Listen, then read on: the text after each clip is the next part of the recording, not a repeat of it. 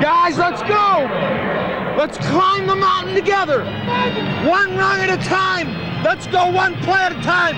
Let's play our kind of football! Let's go! Welcome back to Detroit. I'm Jim Gray. Marty Schottenheimer trying to rally his troops. Well, Rich Gannon's roommate on the road is Steve Bono. Gannon told me that he's spoken a lot to Bono about his situation and genuinely feels very badly for him. However, Gannon went on to say he's got to do his job now. He told me after warm-ups he's not nervous, he's not anxious. He said the worst thing that can happen to me is that I end up back up on the bench and just stink up the joint. That's not going to happen. Look for Rich Gannon to have an awful big game today. Dick? All right, Jim, and Jason Hansen sends it to the end zone where Tamarik Vanover gambles and brings it out. He crosses the 20 and is tackled at the 23-yard line. We're underway. The 57th annual Thanksgiving Day game here in the Detroit area. The men in the white jerseys take the field, and it's Rich Gannon, his first start in a couple of years since coming over from Washington. Criswell, Zott, Grunard, Shields, and Siglar, the blockers. The great Marcus Allen in the backfield, along with Kimball Anders, a top receiver at fullback. Penn and LaChapelle are the wide receivers, and Derek Walker, the blocking tight end. Steve Bono, a spectator to start today. Anders in motion. Gannon comes out throwing and hits his tight end Walker at the 30-yard line, a pickup of 7. Men in the Honolulu blue and silver. Pepper Johnson, the veteran, making that tackle. And here's how they line up the starters. Front four of Porcher, who leads with 7 sacks. Thomas and Ellis have 5 each. And Kerwin Waldrop, a rookie from Central State, Ohio. Antonio London, Johnson in the middle. Reggie Brown, their top draft pick from Texas A&M. McNeil has 5 picks. Corey Raymond at the other corner. Benny Blades leads in tackles. Van Malone at free safety. Second down 3.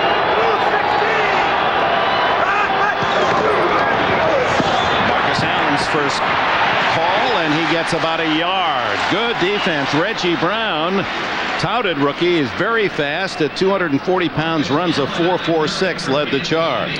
Well, I really like the way the Kansas City offense started today, giving Rich Gannon a chance to get on track, throw a pass right away, and I think it's important that he comes in and plays just like he did when he was the backup. You know, feel no pressure, be spontaneous. If you have a chance to run, take it. And the other thing about the defense, talking to Wayne Fonts yesterday, he says, you know, we've been hurt on defense. I'm not so sure that I have one guy on this team that can start for the Kansas City defense. Third and a short 2. LaChapelle in motion. Play action for Gannon, who is a good scrambler. He looks like he wants to run. He does, and dives for a first down at the 35. Ryan McNeil there to cover for Detroit. Well, he was going to go downfield to Walker, the tight end, but the Walker falls down, so he can't get back up, and Gannon has to take the ball and get the first down on his own. Well, that's the one thing that excites this Kansas City team and Marty Schottenheimer, the fact that Rich Gannon, when the play is not there, he can make something happen with his legs and can run, and he's pretty fast. He runs about a 4.640.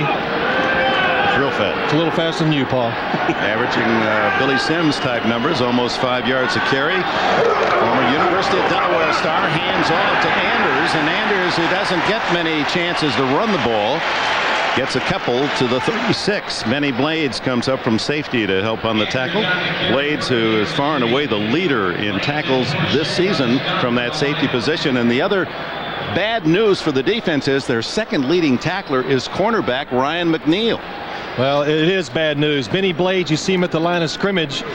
What do they do, the Detroit defense? He has to get up there to help stop the run, and now it leaves all single coverage with the defensive backs, and quite honestly, they struggle to cover receivers. Second down and 8. Vanover in motion. And a reverse to Vanover. Read well by Ryan McNeil, and he knocks him down for a yard loss. Grunard, the center, never gets out. He got trapped inside. This play is going to work if they get Grunard, the center, out. He gets stuck inside. Watch what he does. He's going to almost bump into his own man. Boom, he hits there. Now, Grunard never gets back to the outside. If he does, there is where the block would have been made there, and the hole was wide open. Instead, it's a yard loss. Third and a long 8. Now we know why McNeil is second in tackles. That was a big play. It was wide open up the sidelines.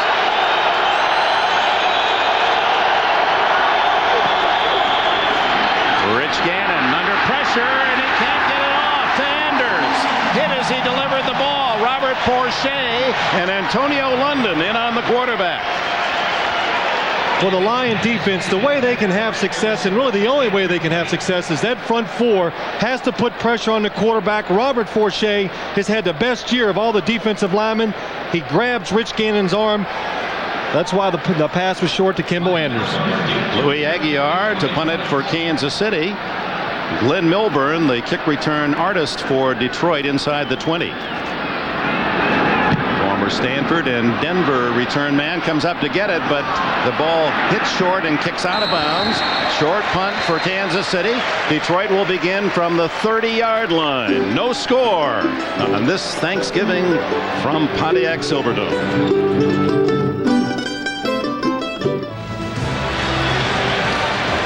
Back in the Wolverine state. No score as Detroit with its first opportunity. Scott Mitchell with only Barry Sanders behind him. Pete Metzelaar is the tight end in motion. Play action. The left-hander Mitchell. His hand is hit as he throws. Incomplete as Derek Thomas in on the Detroit quarterback. Thomas, who leads Kansas City again in sacks with 11. Actually, it's a good thing his hand was getting hit because he really didn't have anybody to throw the ball to, Phil. I mean, he was going downfield and everybody was covered. And Derek Thomas, number 58, is a down lineman today instead of a linebacker because Marty Schottenheimer wants to get more speed on this defense for two reasons. Pressure the passer and a little more speed to watch Barry Sanders. 60 pounds lighter than Ray Roberts, and Thomas pushing him right back to the quarterback. Barry Sanders, that stop and start technique of his, earns a yard to the 31. Here's how the Lions line up as starters. With the Roberts, Compton, the Pro Bowler Glover at center. Jeff Hardings, they really love this rookie from Penn State, and Zephyrus Moss. Sanders, the lone running back, with the three wide receivers, Perriman, Morton, and Moore. Moore leads with 77, among the league leaders again. And Pete Metzelaar is the former Bills tight end. Lines up now in the Honolulu blue and silver.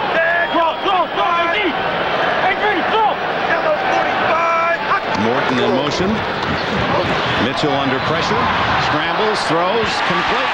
Perriman at the 44. His 68th catch of the season. He had 108 a year ago, and Moore was well over 100, 123. Well, Kansas City defense rarely blitzes, and the one reason today they're playing zone instead of man coverage. They're worried about Barry Sanders, and that's why Scott Mitchell, when he steps up, there's nobody covering the receiver down the middle because number 20, they're afraid of getting him in man-to-man coverage. Here comes Sanders. Little hesitation earns him a couple more yards to the 47, where it'll be 2nd and 8. Here's the Kansas City defense. Smith, Phillips, Saliamua, and Booker, the front four. Derek Thomas, Simeon, and Davis, the linebackers, although Donnie Edwards has started for Simeon against the three wide receiver set. Carter and Hasty as good a pair of cornerbacks as there are in the NFL. Brian Washington and Mark Collins. Collins having a career season with 5 interceptions and 3 forced fumbles. The veteran formerly from New York. Delay to Sanders, and it's read by Keith Traylor, the defensive tackle from Central Oklahoma, and Sanders hit for a loss. There's one thing about this offense of Detroit Lions. Last year, they were so good. They passed great. They've gotten away from that. They're not doing very well this year, and in order for this team to beat the Kansas City Chiefs, it's not going to be Barry Sanders. It's got to be the passing game. Well, today, we talked about it earlier, Paul, the Chiefs are going to play a little differently on defense. Usually like the pressure, maybe blitz it, play man coverage. But because they don't want their backs to Barry Sanders all the time, they'll play a little more zone. Here comes a safety blitz, and Mitchell is hit and tackled by Donnie Edwards. Edwards, the rookie from UCLA, getting his first start, and it was Mark Collins who came up with the ball. Collins, that was about as long a run for a blitz. He was 20 yards away from the line of scrimmage. Well, that's good timing by Mark Collins. Watch him, comes from way back there. He knows the snap count of Scott Mitchell, and he hits the open hole. And you talked about it earlier. Mark Collins is having a fantastic year playing safety. Well, what it did, though, it put the guard and the tackle on that side in a precarious position because they're seeing Collins come. So one of them late leaves Edwards, and Edwards gets the sack. Mark Royals to punt to Vanover. Beautiful kick. Vanover is going to let it bounce at the 20, and it kicks out of bounds inside the 20-yard line. A flag is down. Wayne Fonce, the winningest coach in Detroit Lion history. He starts today. His record dead even, 67 wins, 67 losses, counting playoffs. It'll be holding against Kansas City. Was it after the kick? If so, it just will be penalized from the spot. Holding receiving team number 41. 10-yard penalty. First down. Reggie Tongue, rookie from Oregon State. So Kansas City, when we return, will be starting deep in their own end from around the 10-yard line. No score, first quarter. Thanksgiving Day is special, and of course, with our opportunity to play today in the great tradition of Detroit, it's something that we're looking forward to. Marty is a very emotional man, then recounted his days coming home from the University of Pittsburgh back to McDonald, PA, where all the guys had come back at 11 o'clock Thanksgiving morning. He went out and played some ball, part of the Thanksgiving tradition in his own life. They start from the 9, Kansas City, after the 45-yard punt and 9-yard penalty, and little gain for Marcus Allen out to the 10-yard line. Let's go back to the penalty on the punt. You're going to see number 41 right at the bottom of the screen right is Reggie Tongue, and he really puts a lick on the I couldn't pass that. You can't laugh at your own stuff. I can. He puts a lick on the punt cover guy. I love that. You've been waiting all year. I know. We've done it a couple of times. Reggie really hadn't done much, but today he did, and it was a holding penalty. Well, hold yours from now on. Second down and 9.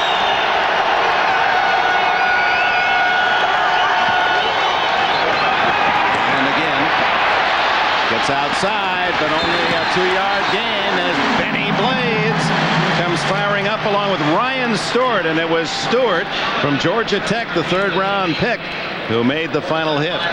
Well, Benny Blades, the strong safety, the one thing he is very good at is stopping the run, does a good job of making Marcus Allen go way outside, and Ryan Stewart, another hard-hitting safety, makes the play. This game, Dick, does it look a little sluggish to you? I mean, Kansas City came out, and there just doesn't seem to be a whole lot of fire in this team after the embarrassment at San Diego at home a week ago. Well, and the Lions a bad game in Chicago Sunday, and only a couple, 3 days to get ready, and Gannon now calls time. So with the 3rd and 7 facing the Chiefs, a timeout. You're watching the NFL on NBC. Well, you see Rich Gannon and Steve Bono was in charge today of sending the plays into Rich Gannon, and their roommates on the road, their friends, so this has been a tough week for both of them, but this also says a lot about Steve Bono, the man. A lot of quarterbacks would be at the other end of the bench, not talking to anybody after getting benched, so Steve Bono still being part of it, getting in there and trying to help out the starting quarterback. Paul Hackett, the offensive coordinator, calling down the plays, and this is 3rd and 7 from just outside the 11-yard line. Lions showing blitz. Wide open is Anders. 25-30. Finally hit from behind and down at the 37-yard line. Ryan McNeil securing the tackle. A 25-yard play. Well, the Detroit defense, what happens is they blitz. They think the running back is going to stay in the backfield, but look at Van Malone coming up way outside. Kimbo Anders cuts across the middle. There's nobody there to help him. Makes for a big gain by the Kansas City passing offense. That was an outstanding read by Gannon to just find Anders, because that's the only guy he had time to get the ball to.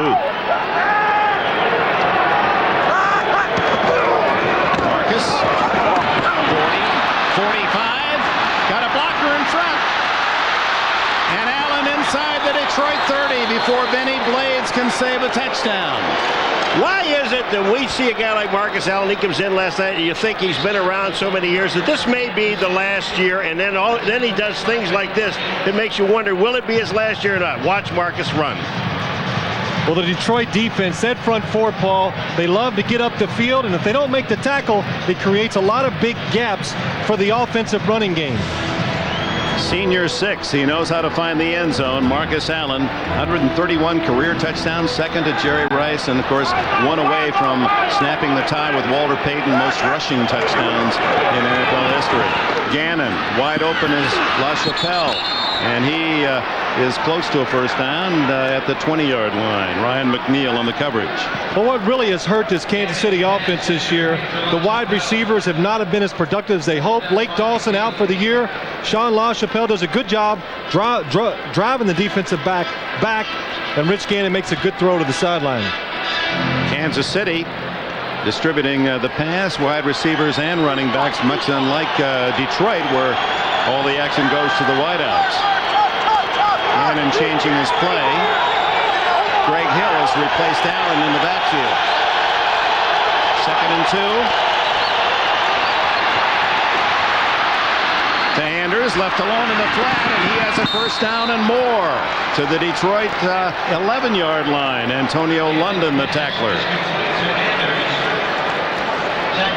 We talked about the difference between Kansas City and their favorite targets and Detroit.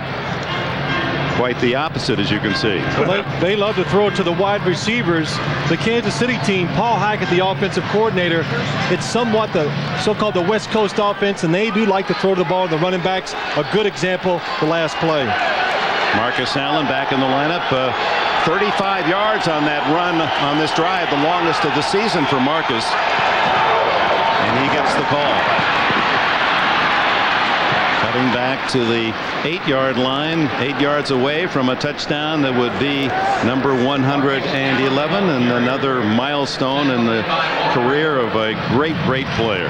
You know, you're sitting here watching Detroit on defense, and Phil, if they don't blitz, they really have a lot of problems, because when their defensive line sits there, all they do is wall them off. On that last play, Marcus Allen goes to the outside. Everybody's walled to the inside. There's nobody to make the play. But what happens when they blitz, Paul? They get a touchdown. They give up these big plays. So, you know, Wayne Fonts was right. There's not a lot of great talent on defense, and that's one of the reasons why they struggle. 2nd and 6. Gannon can walk it in. Did he get in? They mark it right at the 1-foot line. Reggie Brown got a piece of him and denies the touchdown, but it'll be 1st and goal for Kansas City. And that would give Marcus Allen the best of all possibilities for number 111. Well, I would say one thing. If he had to start walking that in like you suggested, he'd have gotten killed. You know, Reggie Brown was at the outside. Watch this. I'll tell you, Gannon really does the smart thing and runs with the football. And he scores. Yeah, that was a touchdown. Football hits the pylon and is part of the end zone. Allen waits. Marcus has it. Marcus has his 111th touchdown in a great career. He passes Walter Payton. He says he'll hold on to it for a while because he knows Emmitt Smith is breathing right behind. Look at it, and here comes the bench is clearing for Marcus. They're all out there. They congratulate him. You know, it is. I'm gonna bring it up, and I know you wouldn't. You did his first touchdown, you did his 100th touchdown, and now you do his NFL record-breaking touchdown. That's magnificent. Well, that's just good luck. And Marcus Allen. He told you last night he was going to do it for you. Well, he said it was hard not to last week against San Diego, but he said the Chargers got such a big lead he didn't have many opportunities. Pete Stoyanovich, who grew up just a half-hour drive from this stadium, kicks the extra point, and Marcus Allen's record-scoring rushing touchdown gives Kansas City a 7-0 lead.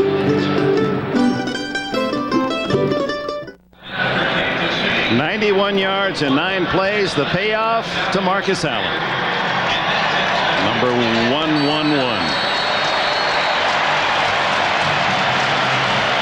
There's Marcus.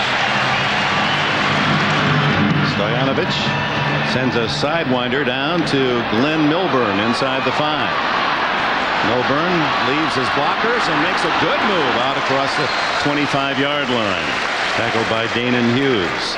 Marcus Allen, number 1 pick by the Raiders out of Southern California, Rookie of the Year, then the most valuable player the last time the AFC won the Super Bowl, setting records through the way, but there were low moments, 4 years where he didn't play much for Al Davis's Raiders, then signed by the Chiefs 3 years ago, and just continued moving up the list of all-time running backs, and now is the leader in both receptions and rushing touchdowns.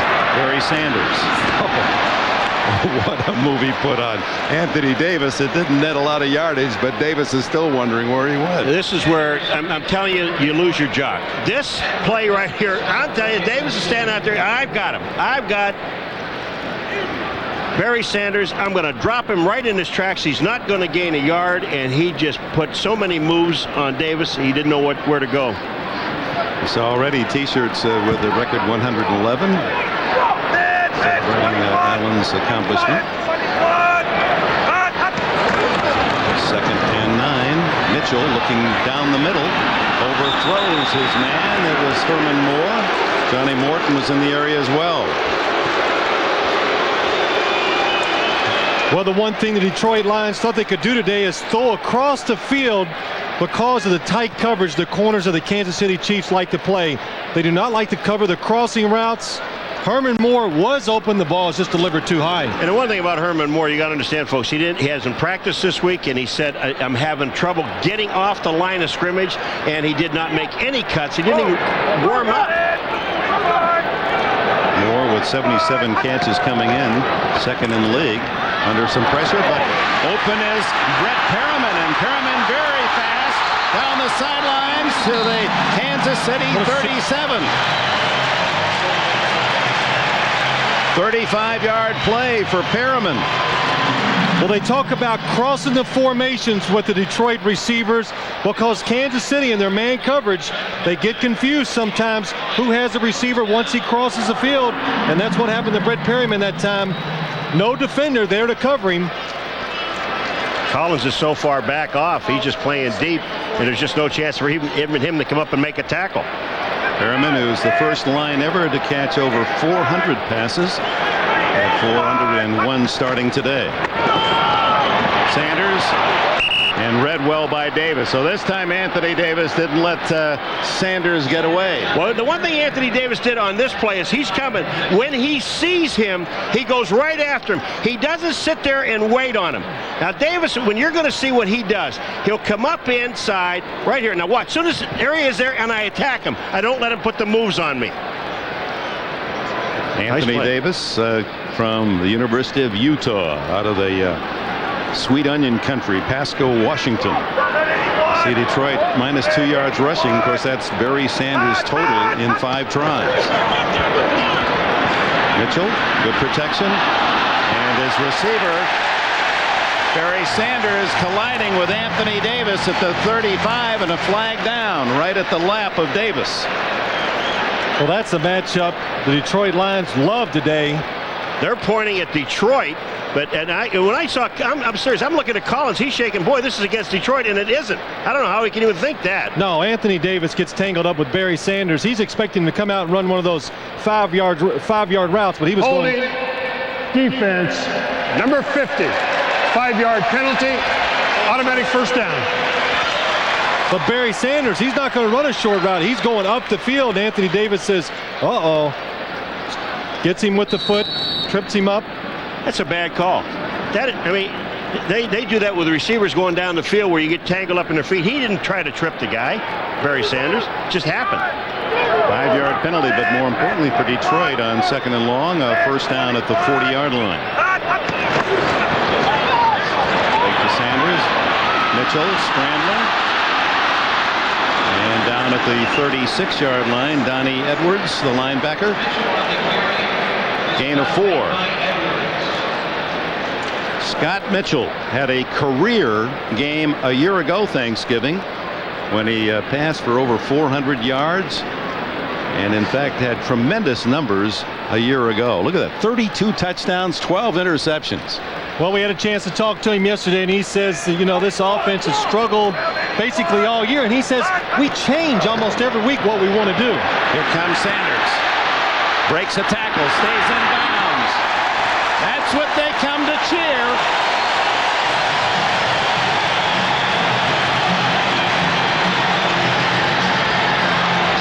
You know, he just runs away from Derek Thomas. Watch Derek Thomas, 58. Barry Sanders gets the ball outside, and there's just no chance. Here are the moves that he makes after being downfield. Watch, he knows where the marker is and looks at it and gets back inside, picks up the first down. Well, Derek Thomas, not one man can tackle Barry Sanders. You need help. He makes a mistake there going inside. If he makes Barry Sanders cut back, he has some help, but not outside. He had none. Sanders' best run of this first quarter, 10 yards. Gets the call again with blockers in front. Oh, runs through that tackle as Mark Collins finally got him out of bounds, but Dale Carter just sweeping it clean air. Derek Thomas does the exact same thing again. Watch him go inside, number 58. When you go inside and get taken inside, it just opens the outside, and you have no chance of getting there. Well, Marty Schottenheimer told us you've got to corral Barry Sanders. One person can't do it. You need a lot of help, so stay in your lane, keep him inside so everybody can come in, help you make the tackle. That's going to be the final play of this opening quarter. Back-to-back runs by Sanders, positioning the Lions at Kansas City's 16-yard line. End of a quarter, 7-0 Kansas City.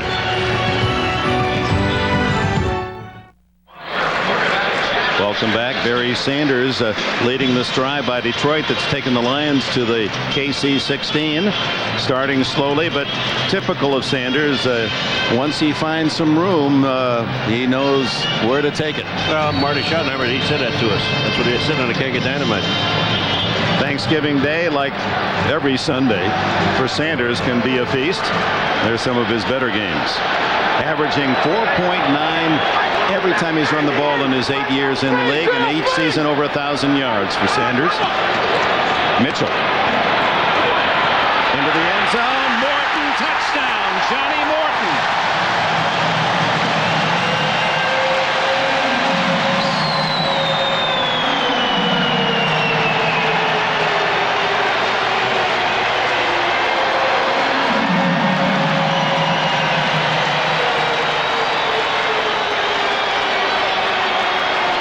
Quite a trio of receivers for Scott Mitchell. Morton with his 5th touchdown catch. Perriman has 5. Herman Moore leads with 8. Isn't it ironic when we see this later on how he was telling us about this Mitchell throwing the ball behind the guy. Throw it behind him. Defensive backs are terrible, he says, at making adjustments. Hansen to try the point after.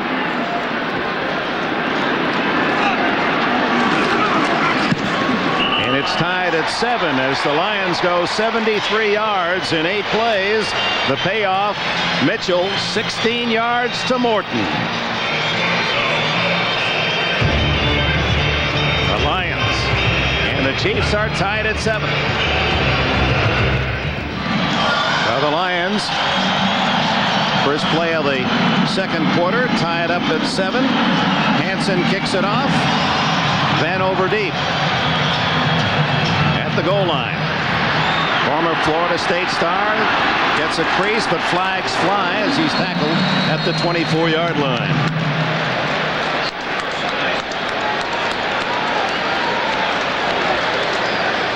Check the penalty.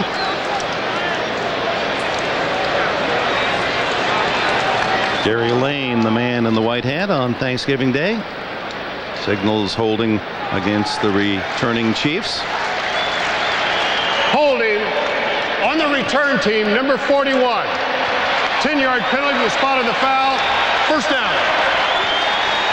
Your man Reggie Tongue. He's going to get a lashing over there, I'll tell you. Yeah. Let's take a look at the touchdown and Johnny Morton, the receiver, against James Hasty, the defensive back, and watch the coverage that James Hasty has on the receiver. But Scott Mitchell says we work on this. Throw it behind the receiver when they're going down the field because the defensive back will not make the adjustments. Good execution by the Lions right there. Barry Sanders getting a retape job. Herman Moore has left to go to the locker room as well. Kansas City again starts from inside the 10. They went 91 yards on the last possession.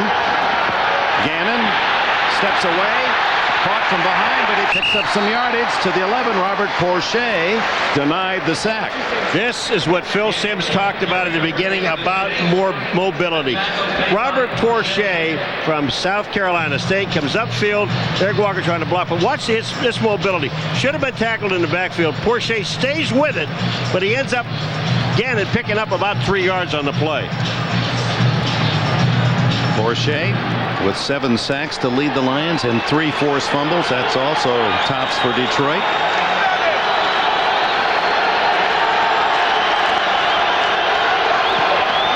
2nd and a short 8.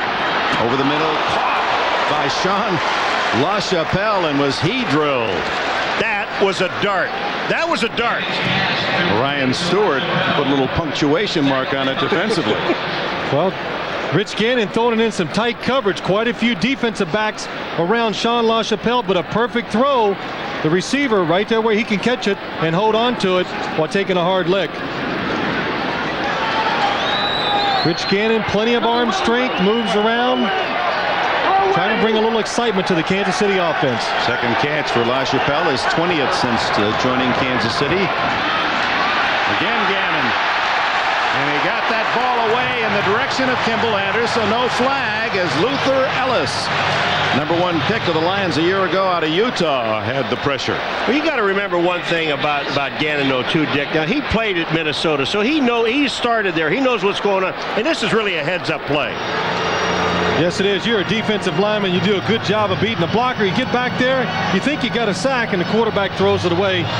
Well, it's just not fair. He puts his hands on the official, and Gary Lane, hey, he's begging. Yes, please. Let me have a sack. Gary Lane's the next quarterback. He didn't want to hear it. Where's the holiday spirit? Ellis wants to know. It's Greg Hill. Hit at the 27, the 28-yard line. Well short of a first down. Hill, who has carried for nearly 300 yards in the last 4 games and averaging 5.8. And here's Herman Moore back from the locker room, playing with an injured knee. Let's get a report from Jim Gray. Herman Moore just went back into the locker room by himself without the trainers, Dick. He just needed an equipment adjustment. His left knee is still bothering him. He's in some pain, but he says he will continue. Moore will be back in that high-powered Detroit offense. Meanwhile, it's Kansas City, 3rd down and 5.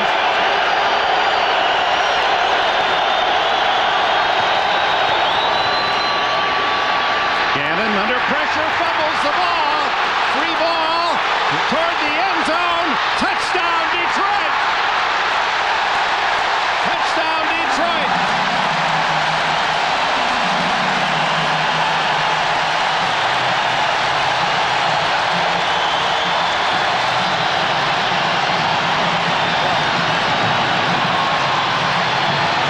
Mike Wells, the defensive lineman's dream, with a Thanksgiving Day touchdown. But let's see who created it. It looked to be Porsche who hit Gannon. Well, sometimes when you have a scrambling quarterback, moves around, buys himself some extra time, that's what's going to happen. A defensive lineman gets that extra second, can come in and cause a turnover. Porsche gets it, and he's ISO.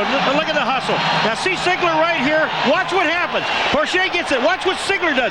Now, Gannon might have gotten the ball, but Sigler comes in on top of it and knocks the ball away. That goes into the end zone. Touchdown. And you saw Kimball Anders trying to reach in for Kansas City, was injured on the play as Barry Sanders cheers the gift. Porsche with his 12th sack and his 4th forced fumble, setting it up for teammate Mike Wells.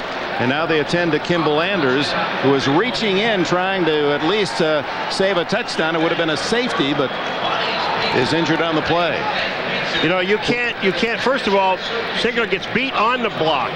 That's #1. But you can't blame him for going after the ball, Phil. He's trying to get the ball back, and he just really knocks Gannon off the ball. Gannon may have had it. Watch Sigler, number 66. He's the guy that reaches in, knocks the ball away. Now, you see the guy that's on the ground, 95? Mike Wells, 95. Watch who ends up with the ball. He was on the ground. There's Wells. See what happens when you hustle, get up off the ground, get a touchdoone. And rookie Kerwin Waldrop had the touchdown and just kind of fumbled it to his teammate. He'll be kidded about that all next week. That thing takes some funny bounces when it's laying there on the ground. You know that? Always has. Yeah. Jason Hansen for the extra point. We'll get a report on Anders as soon as we can. And it's now 14-7. So the Lions here in the second quarter in 2.5 minutes have 14 points. Hi, this is Barry Sanders, and I'd like to wish everyone a happy Thanksgiving, especially the Sanders family back there in Wichita. That's a long oration for Sanders. We said, "Do you ever get excited?" He said, "I'll get excited when I score the winning touchdown in the Super Bowl. Then you'll see me excited." Dale Sayers is the man they compare Sanders with, and they both are from Wichita. Vanover inside the 20-yard line. Scott Kolkowski, whose dad played. He presents a memorable episode of ER. From the 19, Kansas City trailing 14-7. 12 minutes left here in the opening half. Donnell Bennett in the backfield. It's Hill with a flag down, and Hill for a couple, tripped up by Porche, who is seemingly everywhere in this first half. Boy, this is that area where holding by the offensive line. You know, Marty Schottenheimer said something to us yesterday. He said, I've got to get into that double digits giveaway, that takeaway part, and they're not doing it. They just give one away for a touchdown. Well, that's been a signature of Kansas City and Schottenheimer. Holding offense, number 69. Half the distance to the goal line. Repeat first down. Well, that's Jeff Criswell, number 69, and this is something that's going to happen when you play the Detroit Lions or any team coached by John Teerlink. They shoot the gaps, they try to get upfield inside, so a lot of times the angles are tough for offensive linemen. The only way they can stop something is to reach out and hold. Now first down and 20 for Gannon and the Chiefs. Greg Hill runs into his own blocker, but stays on his feet and battles for about 7. Jim?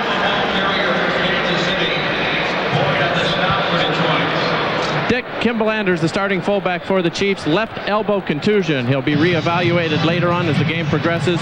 His return is questionable. Well, they can use this. They need this guy. He's not only one of their better receivers coming out of the backfield, but he's an outstanding blocker. Kimball Anders, who rushed for a couple and had 2 catches before the injury today. Second down 11. And it's Hill again, blasting out to the 24-yard line. Hill was over the 500-yard mark with 43 yards today, and so far with 19 on the afternoon, but productive, a 4.7 average. We saw earlier in the season behind Marcus Allen, limited effect, but it's really solid the last 4. Well, we asked Marty Schottenheimer, I said, well, why didn't this guy get more chances at the beginning of the season? He's so productive now, and he says, well, he's been practicing hard, he's gotten better, and that's the reason why he's getting a chance to run the football lately. 3rd and 4.5, and Hill doesn't make it. Tackled at the 27, and a flag goes down. From the secondary, the flag is tossed. Reggie Brown spearheaded the defensive charge, the linebacker. Well, Ryan Stewart, number 38, was saying he got hit downfield, and I don't know, it was he is the guy that did it. Joe Horn was the guy going downfield, but I saw Ryan Stewart, number 38 for Detroit, complain about something.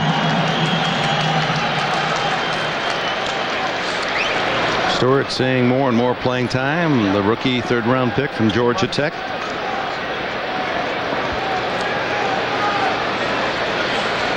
Let me see. Clipping against the Chiefs. During the run, clipping number 84 on the offense. 15-yard penalty from the end of the run. Repeat 3rd down. So they're not going to decline the penalty, which would have brought on the punting team. That's a bit surprising.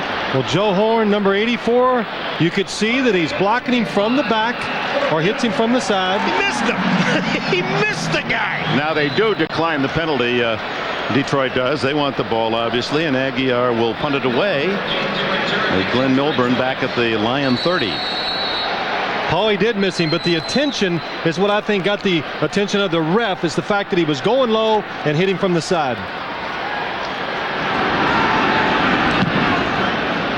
Milburn acquired in a trade with Denver at the start of the season for the 35 and 38-yard line. 45-yard punt, 10 on the return. On comes Scott Mitchell, and the Lions offense leading 14-7.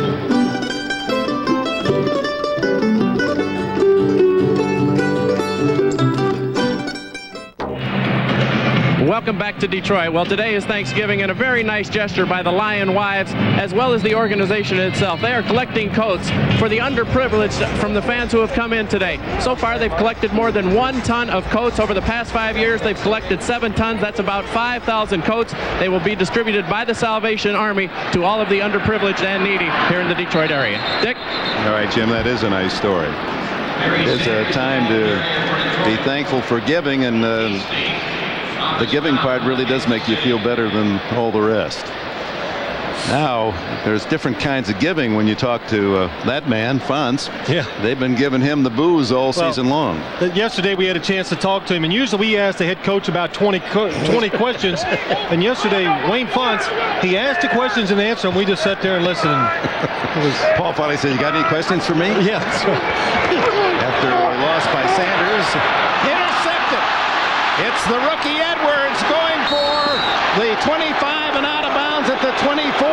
Johnny Morton saved a touchdown. Donnie Edwards in his first start has his first NFL interception. And Phil, it wasn't the pressure, it's the fact that Scott Mitchell stood back there and just looked at that one receiver the entire time. Well, Paul, he steps up in the pocket. I think he feels the defensive players get around him. The receiver is wide open. The ball just gets away from him.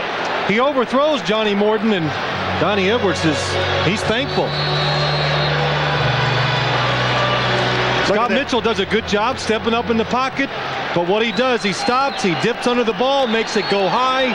That's the reason for the interception. Yeah, Mitchell's been in the giving mode. He threw 3 picks last Sunday against Chicago. So first down at the 24 for Gannon. He gives to Hill. Hill corralled after short yardage. Benny Blades up quickly, number 36 from his safety spot, along with Ryan Stewart. You know, you would think it'd be difficult to get outside on this Detroit team because their defense is so used to practicing day in and day out against Barry Sanders. So to try to run wide on these guys, I think it's almost impossible. You've got to go from tackle to tackle. That's right, because they love to come upfield. Sometimes they'll tackle you for maybe a yard loss, but every once in a while, because they get up the field, they create big holes for the opposing team's running game. Second down 8. Hill again has some blockers inside the 20 to the 17, about 2.5 yards short of the first down.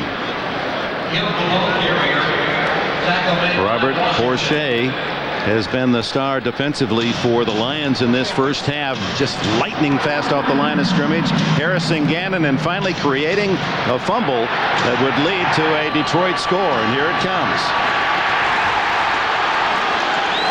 Eventually, Mike Walls falling on the ball in the end zone to give the Lions a 14-7 lead. Now a critical 3rd down and 3 for Kansas City. Gannon to the end zone. Caught! What a catch by Chris Penn for a touchdown! 17 yards, a spectacular catch, and Penn injured on the play. I cannot believe that he caught that ball. Van Malone coming in underneath and hits him, then hold on to this football. This is a tremendous catch.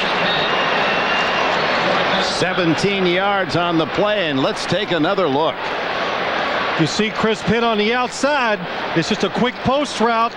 The ball actually looks like it gets past him, gets his fingertips on it, and what a job holding on to it, because he knew he could see the safety coming across. He knew he was going to take a big hit. Watch this shot by Malone, right at the screen. Bam! Right here, and still holds on to the ball. You know what I think? I think McNeil helped him by bringing his arm in. He helped him pull the ball in. McNeil has his arm around the back. Now watch McNeil, 47. See him pull it back into him? He helps him pull the ball in. But what a shot. Take a look at this shot. Watch 47. He helps him. Watch. He brings the ball in with his arm, and then the shot he takes by Van Malone. And Chris Penn is still down on the field in the end zone. Donnie Edwards, his first NFL interception, leading to the tying touchdown as Penn, with his 5th touchdown catch, young man out of Tulsa, where his quarterback was Gus Frerotte, who's working today in the practice field, getting ready for the Skins game on Sunday. Rich Gannon on the play. After he throws the touchdown, he hops around like he might have hurt his foot. He sets and he throws. Yeah, his own man. Sigler stepped on his foot. Sigler's got to get out of the way. You watch number 66. Sigler, you watch him step on his foot right there. Me? And wow. It'd be tough for Gus Frerotte to be on the practice field today, right? I mean, with the Redskins. I think they play a little bit later this afternoon. Well, I thought you meant he was down there warming up. Well, that's right. Well, that's what I meant. That's right. Yeah. He likes to warm up early for the games. And you had a week off and you're not rested? I am rested, too rested. Timeout, 14-13, awaiting the extra point. Good to see Chris Penn leaving the field under his own power. What a catch. That'll go into his highlight reel.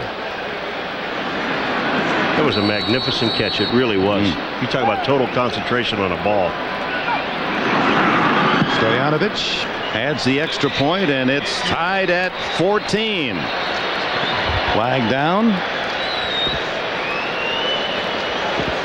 Short field touchdown for the Chiefs after the Donnie Edwards interception. 22-yard run to the 24, and 3 plays later, Gannon hitting Penn.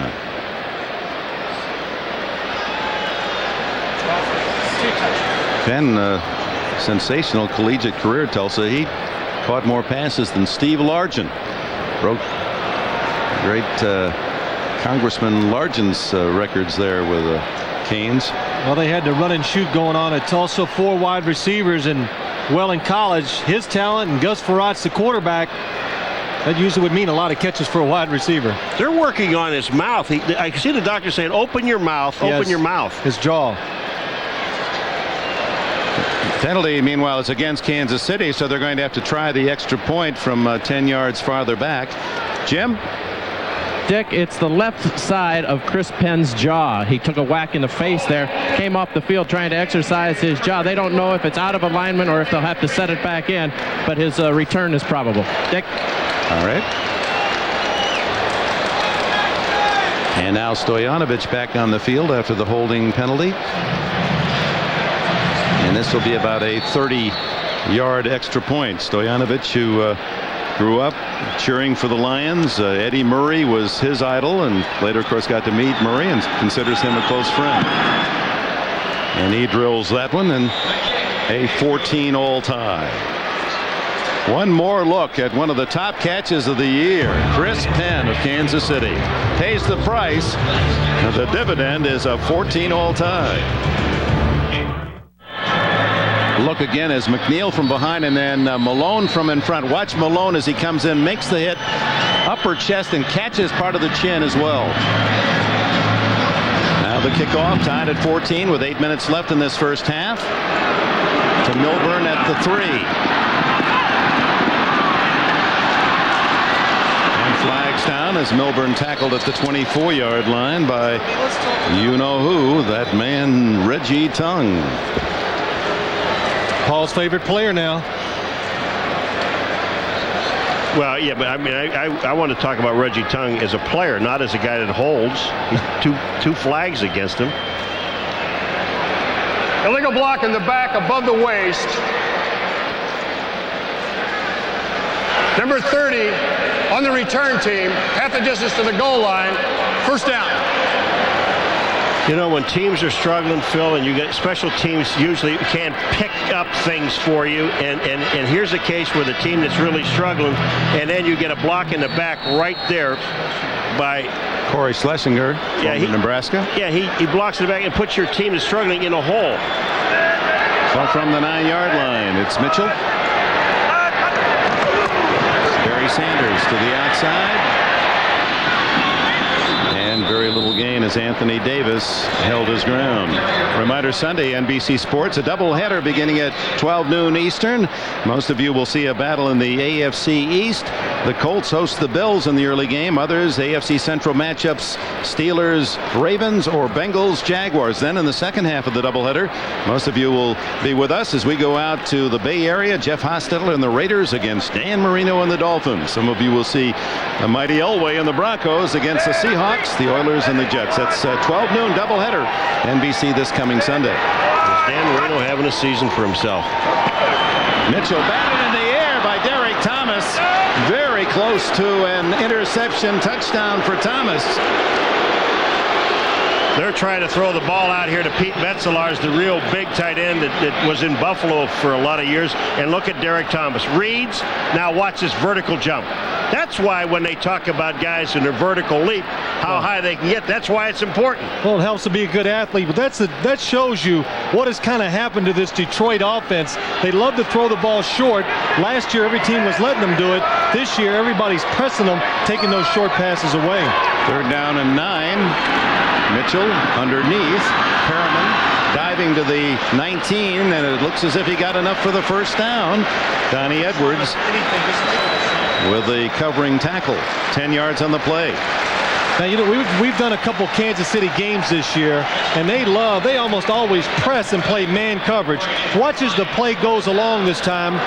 You're going to see a big hole back here for the receiver to come into. The defense drops back. Nobody's really covered. Look at the space the receiver has to catch the football and get up the field. Now it's Sanders, and he's wrapped up in the backfield by Brian Washington, who came up from his safety spot to hand the Lions a 4-yard loss. Did you see Brian Washington, though? When he came up, he was forcing, he was blitzing. It looked like he was blitzing. He sees Barry Sanders, and he hesitated for a second. Do I go after him or do I wait on him? And he went after him and made the play. Sanders almost got away from him. Washington, like his counterpart of the Lions, Benny Blades, leads the Chiefs in tackles. Former Jet. His teammates admire his hitting prowess. 2nd and 13 draw. How does he keep his balance? Sanders up the sideline. Collins to beat. And Collins gets him out of bounds at the 42-yard line. What really makes this play work is the fact that the tackle, Zephyrus Moss, gets out in front, makes an excellent block. Watch number 71 at the end of the line of scrimmage. Boom, steps up, gets the extra linebacker. Donnie Edwards creates the hole for Barry Sanders. You know who else got an outstanding block was Pete Metzlar's number 89, because he stayed with Neil Smith. He didn't block him. He forced him to the outside and would not allow him to come back in and close it off. Ron Rivers gives Sanders a break after that 40-yard run. And he's hitting the backfield, Rivers, and he was trying to move upstream. Dropped at the 48. Davis and Traylor, the tacklers.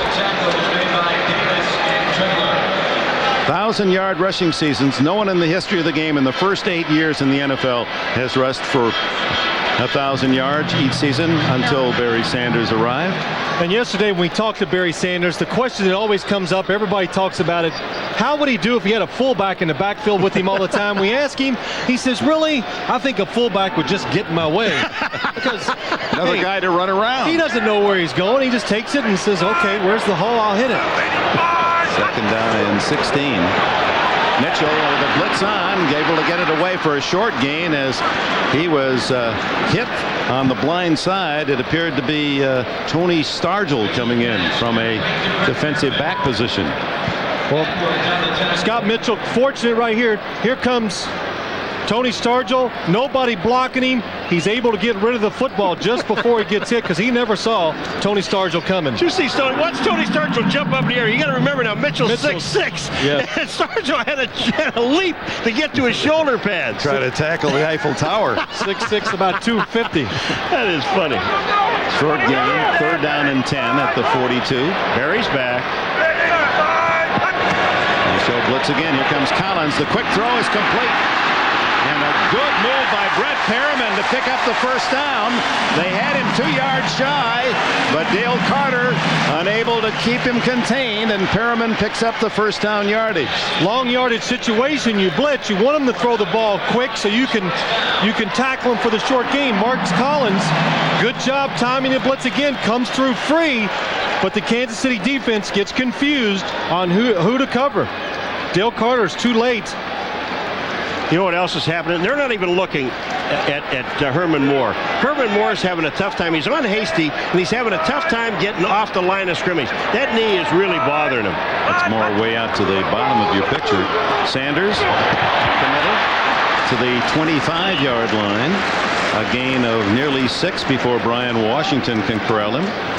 You know, you were saying one thing about Barry Sanders. Let's not put a fullback back there because he may get in the way. But the one thing about Barry Sanders, he really does not take big hits. That's right. He looks at, and now here's a hit there. That looks like a big hit, but it's not. He's leaning away from the hit. He knows how to fall, and he knows how to get down when he has to. Well, I think that's one of the reasons why he hasn't been hurt much in his career, and he's going to be productive for a long time. Oh, play action, halfback pass for more, intercepted in the end zone. Mark Collins gets his 6th interception of the year. The Chiefs had that one well covered. Mark Collins told us yesterday, he says, I sit back there at safety, and in case one of my defensive backs is a little too aggressive against a run, I'm looking for that option pass by the halfback, and this time he reads it perfectly. You know what I don't understand? I really don't understand the play. Why put it in here now when you're moving the ball so very well? Everything is working for you, Phil. You're running the short passes. This guy's running well, and the coverage, and they're throwing it to Herman Moore, who can't get off the line of scrimmage. Well, Paul, you're running here because everything is working. You want the defense to be aggressive and come up. But Barry Sanders, you know, not a very good decision maker and when to throw the football. Did not carry the fake out long enough either. The defense was just not full. Yeah, and Barry's got to understand between the white shirts and the little blue shirt. Yeah. Because he threw a touchdown. Collins had the ball. He thought it was a good pass for him. He threw a nice ball. It was a half of a spiral. Sanders, who has thrown 2 passes prior to that one in his career, 1 for 2. Here's Marcus Allen. Stepping through a hole, driving for a first down across the 30-yard line.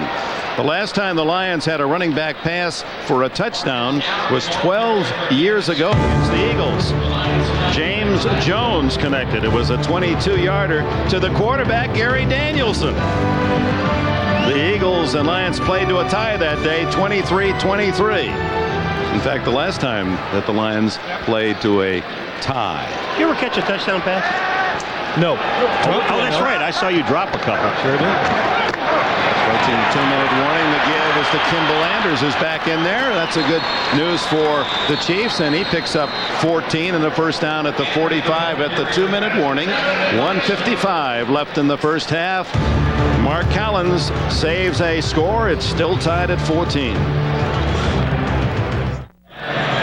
The Silver Dome with a capacity of 80,368, the largest in the NFL, just a few hundred more than Rich Stadium Buffalo. Look at this passing technique of Sanders. We're going to have to give him a few techniques. You're supposed to grab the laces, Barry, not the back of the ball.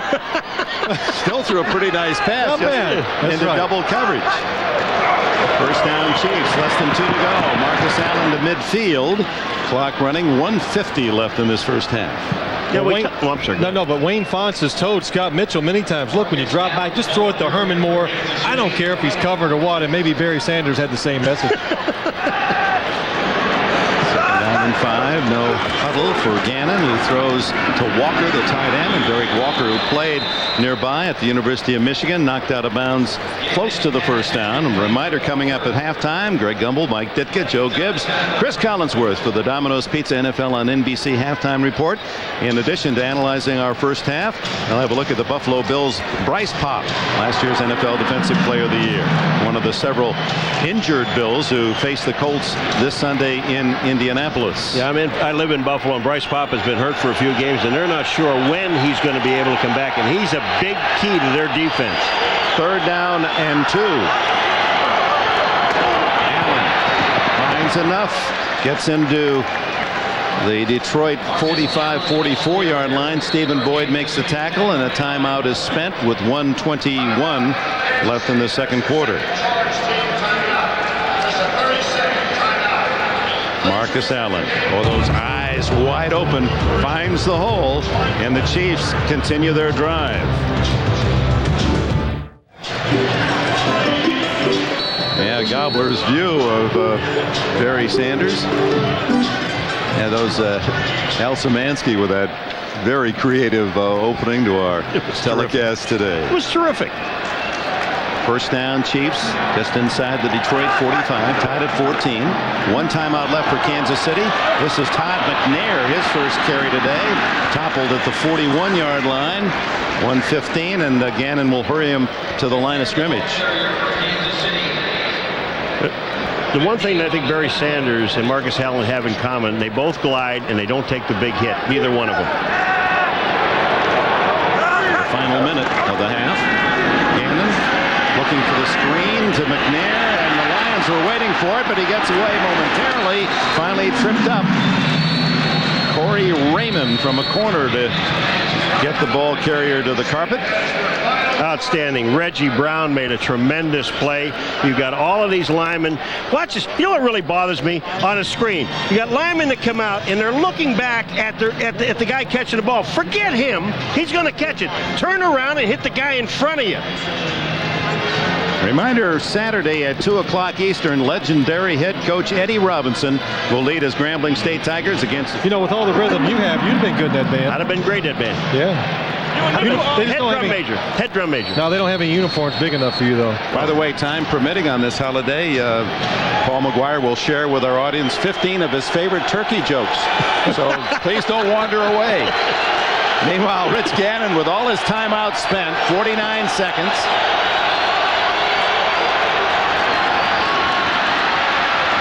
Screen to Anders.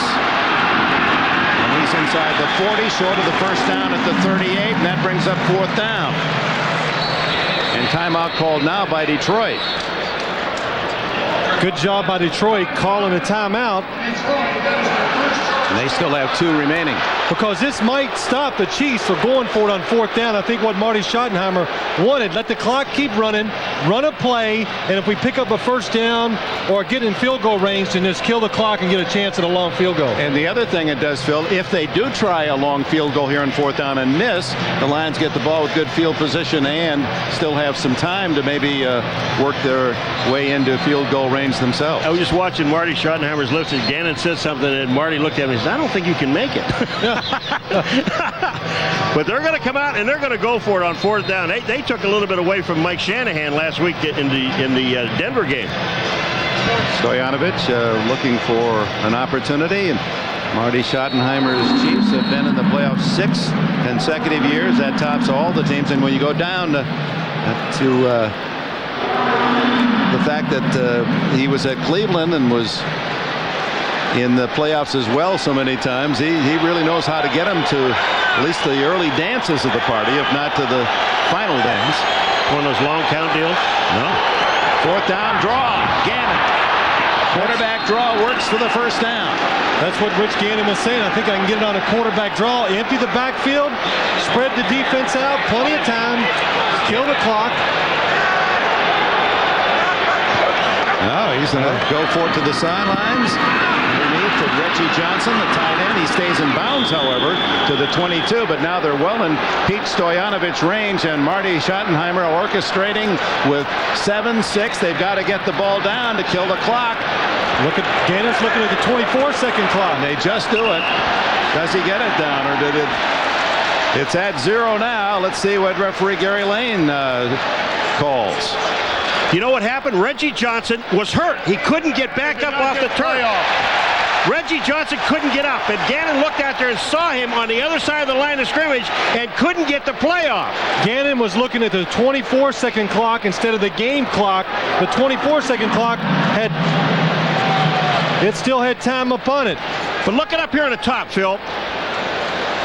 Reggie Johnson finally lining up. Well, they got this. The ball was snapped before at 1 second remaining. But Gannon didn't really down the ball. It was more like the ball slipped through his fingers.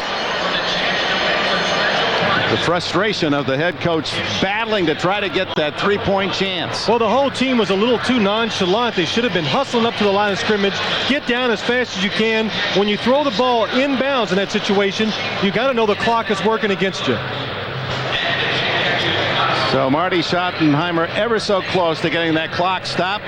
Denied. It's tied at 14 at the half. We go to Gumbel and NFL on NBC in New York right after these words from your local station.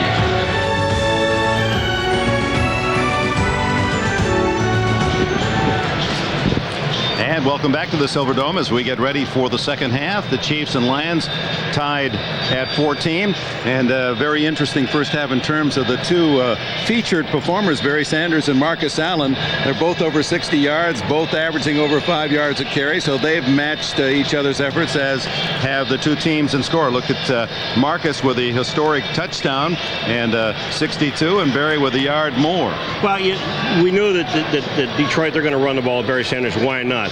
The thing that's kind of bothered me, Phil, a little bit about this game with the Kansas City Chiefs, how conservative they've been in this first half. The only long pass really is the one to Penn for the touchdown. Well, use Rich Gannon's mobility, get him outside, move him around, let him get the football down the field, because this Detroit defense has been giving up big plays for the last 6 weeks. Continue, keep their confidence down and try to make those big plays. And the other issue, of course, was the last play of the first half when Marty Schottenheimer appeared to have a legitimate argument. He should have had the opportunity to try a field goal. Glenn Milburn takes the kickoff to start the second half and returns to the Detroit 24-yard line. Let's go back to the final play. Watch the clock, lower right-hand side. Gannon takes the snap and downs the ball with a good second left. So Stojanovic should have had the time to come on the field and try what would have been about a 38-yard field goal to break the tie. Jim Gray has more. Dick, I spoke to Marty Schottenheimer. He was very upset. He confronted the head umpire, Gary Lane, as he left the field, and Lane told him that when his head linesman looked up at the clock that there was no time left, but clearly there was a second. Marty Schottenheimer is going to continue to run the ball in the second half. I spoke to Wayne Fonts, and he said that's just fine with him. We'll stay in our soft defense and force them to throw the ball. Until they do, we're going to stay soft. Dick? Herman Moore with his first catch of the game, and 11-yard play and a first down at the 35 as we check our Coors Light halftime statistics, and the Chiefs running almost at will against its Detroit defense. A couple of turnovers by the Lions, one by Donnie Edwards. An interception led to a Detroit score. The one thing at the end of the first half, Dick, I did not like. Rich Gannon, the quarterback, he throws a pass that's inbounds. He's looking to the sideline for what to do. He's got to know he got to kill the clock, hustle the team up there and get it done. Wasted too much time looking for direction. Mitchell sidearms one out to Moore, and Moore down at the 42-yard line. Dale Carter, the defender for Kansas City.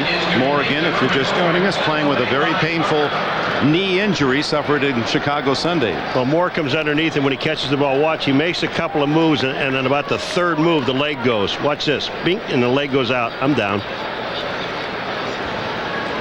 Herman told us that it's tough on the football field, but it's even tough when he comes home. Yeah, his wife is taking kickboxing lessons. So she demonstrates every day the new moves she makes on him, and that can be really dangerous to your health. Well, Sanders ripped in the backfield as Donnie Edwards, the rookie, again making the play, the linebacker for Kansas City.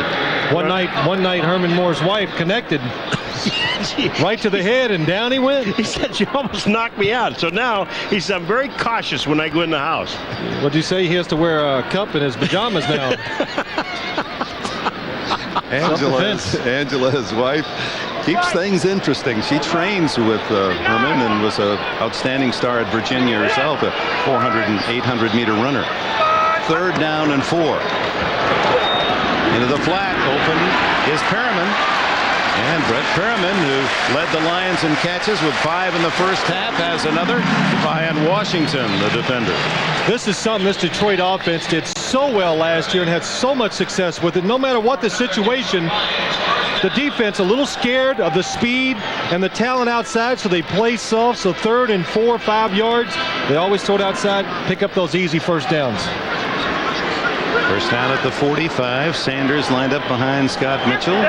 3 wide receiver attack.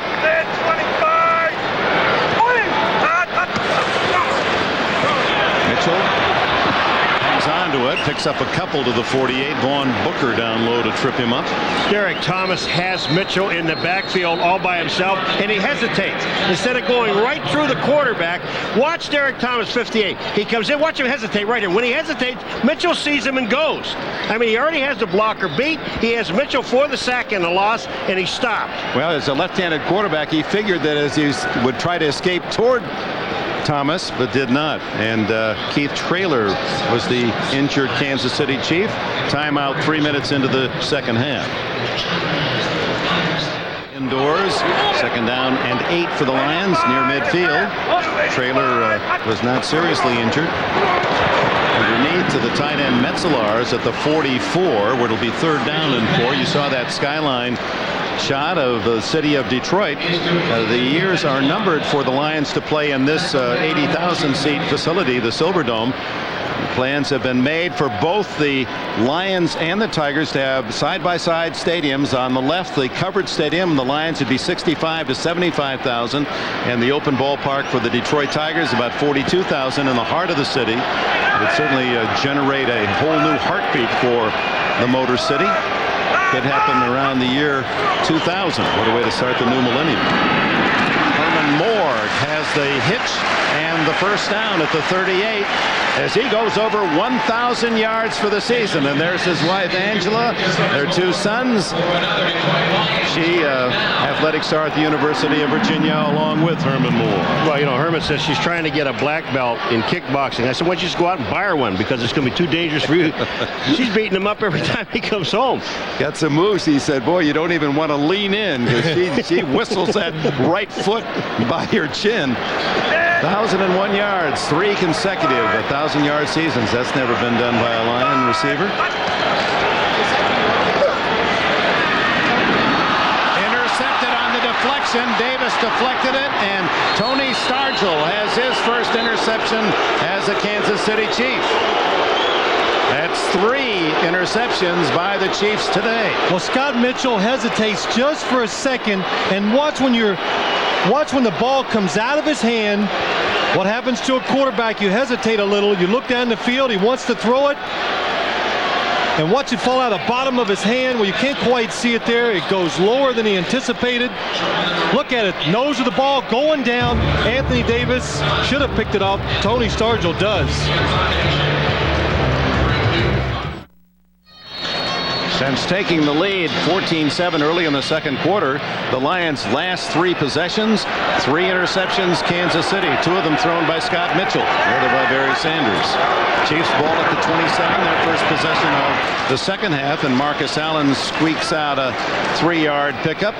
The Chiefs have been terrors on the ground lately. They didn't start that well this year. They've been averaging almost 160 yards rushing a game the last 4, and they had 126 yards rushing the first half. Well, and you know what, Dick? It's good they're running the football so well, but if you continue to stay with it, what it does, it takes the quarterback out of the game, and all of a sudden it's 3rd and 8, and you're going, come on, pick it up. Yeah, it's too hard for the quarterback, so you've got to keep Rich Gannon involved in this game. 2nd and 8, it's Allen again, and he gets only a yard to the 30. If you're going to change quarterbacks like the Kansas City Chiefs did, and the very first play that they ran in this game, they took the backs out of the backfield, and you knew it was going to be a pass play. And you are absolutely correct, Phil. You just do not put this in the hands of the quarterback on 3rd down and say, okay, it's 3rd and 7, now you pick it up. It's not fair to him. Tight end Reggie Johnson down after that last play. 1 catch. Steve Bono. They say that after he was told the news on Tuesday, the red-eyed came out of Marty Schottenheimer's office. First 3 games of the year, he was nearly perfect, 60%, 6 touchdowns, no picks. The last 9 games, this is what concerned Kansas City. And even though none of the Chiefs will talk about it, there is no question the undercurrent of Bono's disfavor goes back to the playoff loss a year ago.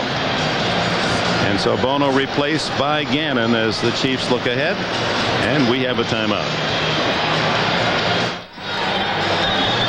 Back at the Silverdome, tied in the 3rd quarter at 14. Even Gannon said it was an ugly week for Steve Bono. He said, but I understand. When I was at Minnesota, I was 8-3 and I was replaced. He said, the big deal is you want to finish what you start. Well, of course he does, but it's more than just a record, Dick and Paul. We know this team has high hopes. Last year, they probably were the best team in the AFC. Get beat in the first round of the playoffs. a lot of problems, I think, with the players, with the way Steve Bono played in that playoff game. It continued during the offseason. And this week, the feeling in the locker room was if the switch wasn't made, that it could really be a problem for this team's morale, and there could be a little uprising or whatever. So Marty Schottenheimer, not that he felt the pressure to change, he just knew it was the right thing to do now because it might be the best thing for the playoffs. And when we asked a few of the players too, Dick, about it, what do you think? And they hesitated for just a moment, and they said, yes, it is a good thing. It's something that had to be done. Yeah. And what, again, is, when we talked about this at the beginning, I mean, there is a little bit of a catch. I mean, you've got a tricky situation here, because if something would happen to Gannon in this game or any other game, now you've got to go back to Bono and say, okay, I want you to lead our team into the playoffs. Meanwhile, the injury to Reggie Johnson, the tight end, serious enough that they're going to use the cart. He was grabbing at his left ankle. 85, Johnson. Now, Reggie Johnson, as you know, got hurt just in the last play of the first half. And here he is again. Watch his leg. It just buckles on him and pops. It's his left leg. And just leaves. He's driving on it, and it gave way. And now he's out. That puts the Chiefs already thin receiving core. There's Keith Cash, not even suited up today. Johnson now out. That leaves the tight end duties entirely to Derek Walker. Of course, the wide receiver position has really been the Achilles of this Kansas City season. Losing Lake Dawson, Vanover lost for many games. So the two men they had counted on the outside, Dawson and Vanover, have seen little duty, and Chris Penn takes over. Well, one thing about last year, 20 out of the 22 starters came back. 2 of the starters were offensive guys that were receivers that didn't come back. Willie Davis being one of those. So 3rd down 7 for Gannon. Porcher pushing the pocket, the throw incomplete, and a flag down. Porcher driving right up the middle, and a flag thrown by the referee. Personal foul against the Lions. Roughing the passer. You got this team in a 3rd down situation, and you let them off the hook. It's 3rd and 7, and then you hit the quarterback in the face. Roughing the passer, number 91 on the defense, blow to the face, 15-yard penalty, 1st down. Porcher, you've got to watch his right arm, and what's going to happen, he's going to hit Gannon in the face. Here he is, forcing his way back, fighting his way through, and watch his right arm. Bam, he hits him right in the mouth. That's what they call. Well, it's a tough call against the defensive lineman, Paul. He's reaching in there. He's got 2 guys blocking him. He sticks a hand up to try to stop the pass and get to the quarterback. He really accidentally hits the face mask. 15 yards later, 1st down at the 45. Gannon trips as he comes back from center, and now finally is down at the 39. Will Shields appeared to be pulling out, tripped up his own quarterback, and then Kerwin Waldrop credited with the tackle. Will Shields, number 68. Good athlete, gets out quick. I think what's going to happen, Tim Grunhard might step on his foot. No, it's the guard, Dave Zott, the left guard, stepping back trying to create a block. Steps on the quarterback's foot, and of course everybody in the stands goes, he's just a clumsy athlete, he fell down. Actually, he had time to get up, but he didn't know that. He wasn't going to look. He was waiting for that big hit. 2nd and 15. 2-yard gain, and it's Porcher again, along with Luther Ellis to make the tackle. And Robert Porcher has had an outstanding game. No question about it. One of the better defensive players to have in this team. But I'm telling you, I'm getting upset now. I mean, you take a look at the team. You change quarterbacks, and you put this guy in a situation like this and take the game out of his hands. I mean, that was a bad pass he threw. He got hit in the head. But you've got to let him play. You're right. I don't want you to be upset. This is a day to enjoy the game. Don't touch yourself. Hold it. He agreed with me. You gotta give him a chance. All right, Rick. Now it's 3rd and 12. Pick it up for us. Gannon now scrambling, chased by London, and finally Benny Blades makes sure he gets out of bounds, and the Lions have held. One of the few times this year that Lions fans can cheer the defense. Well, really taking no chances, this Kansas City offense. 3rd and 12. You're on the 42-yard line. They call a screen because they do not want anything to go wrong. And And Rich Gannon, again, he's mobile. He makes good decisions. Move him around just a little. Let him get the ball down the field. The problem I'm seeing, now take a look at the last few games or this year with the Detroit defense. They're giving up 60% of their passes. You're completing. Throw the ball. Aguiar to punt. Milburn at the 16. And can't sidestep the rush down at the 19. Donnie Edwards and others with the tackle. A 41-yard punt. You're watching on this Thanksgiving the NFL on NBC.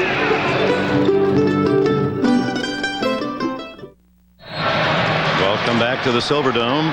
Third quarter. Kansas City and Detroit tied at 14. Midpoint of this third period, the Lions tough at home, lost only one of their last 12, even though they're 5-7 on the year. Tough to beat Detroit here. Underneath they go to Moore, and Moore has a first down at the 34. James Hasty, the tackler, 15 on the play. Herman Moore at 6'4". James Hasty on the outside. Man coverage. James Hasty on the outside, looking in the backfield, just in case Barry Sanders runs the football. Lets Herman Moore get inside and make the easy catch. Joe Phillips almost knocked that thing down at the line of scrimmage. And that's hard to do with a guy 6'6". Sanders on the draw for 3. Yeah, good to have with us on this Turkey Day the Goodyear blimp, one of America's most enduring corporate images, floating overhead providing our aerial views. Goodyear blimps have been appearing over major events since 1925. You know, it's amazing in the warm-ups how they got that thing inside here. Huh? What? That was that little lion. That was that little lion, the flying lion. Oh, it worries me. I think you actually do see it. 2nd and 7. Sanders it's just like a boxer, jabbing, looking for that hole where you can throw the big punch. It'll be 3rd down and about 4. Wayne Fonts. Well, the players like this man, and he claims they have full respect. And the incident that happened earlier this year on Halloween with his quarterback Scott Mitchell was all in good fun and taken just that way. Yeah, that's a 2-pillow gut. Wayne said I only had a 1-pillow gut. And he also had cheap cigars, which I like, expensive cigars. Mitchell slides out to the 45, and that'll be good enough for a first down. Brian Washington for Kansas City covered him.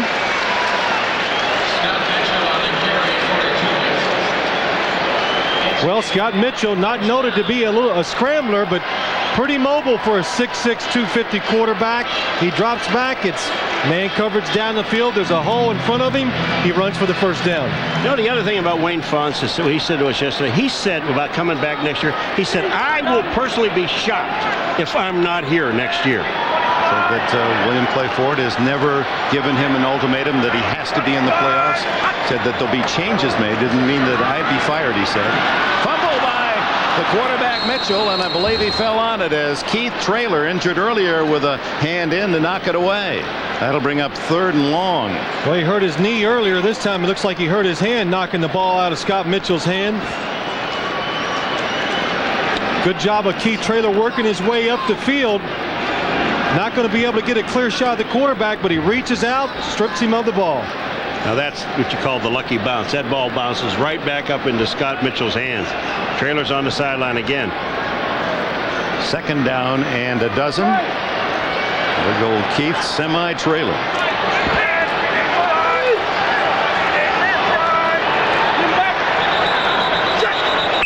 And that's going to be delay of game, I believe.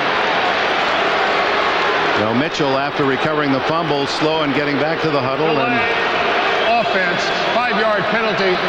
Repeat 2nd down. Mitchell is in the last year of his contract, and there's some who feel it's about 50-50 split here whether he'll be back in Detroit next season. Well, it's a big decision for this organization to make. It's the coach, so that's always up in the air. But Scott Mitchell, big salary, and they would probably take a huge salary to keep him here. And you got to wonder if they're willing to make the commitment here in Detroit. 2nd and 17. Mitchell just does get that one over the head of Johnny Morton and out of bounds.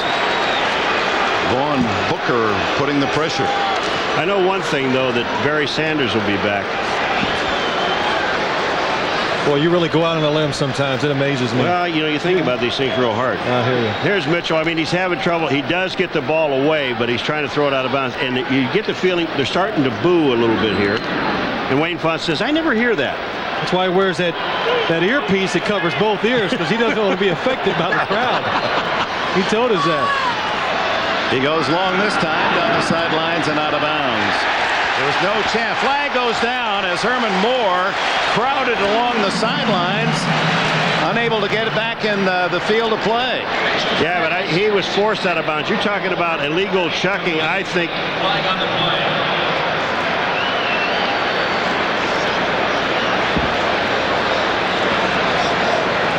Illegal chuck. Well, you should have said that's what you think. You stopped right there like we were all hanging out. I just wanted to make sure who it was. It was 40, James Hasty, but you remember now, you're in a 5-yard area where you can chuck the guy. Here it is. 5, 7, 8. Now he hits him again. There's where he knocks him out of bounds. It's an illegal chuck. And still holding on to him while he was out of bounds, so an obvious call. Here's another huge mistake. Third down in what? 17.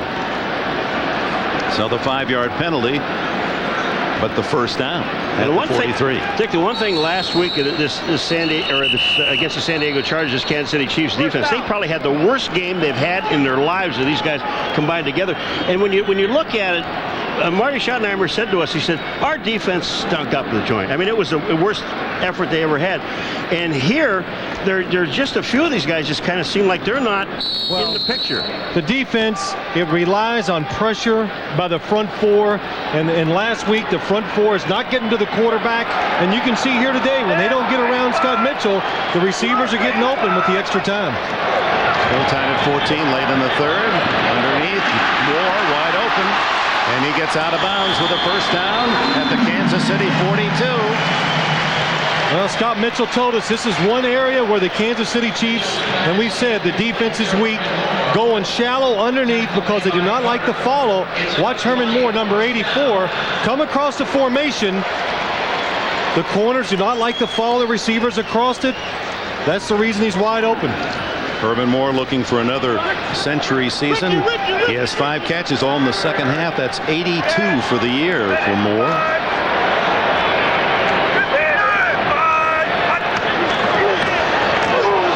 Quickie, and it's Perriman. Gain of about 5. Carter, the defender. 7th catch for Perriman. Boy, it's a tough 1-2 punch. Moore and Perriman, and then when you concentrate on them, Johnny Morton.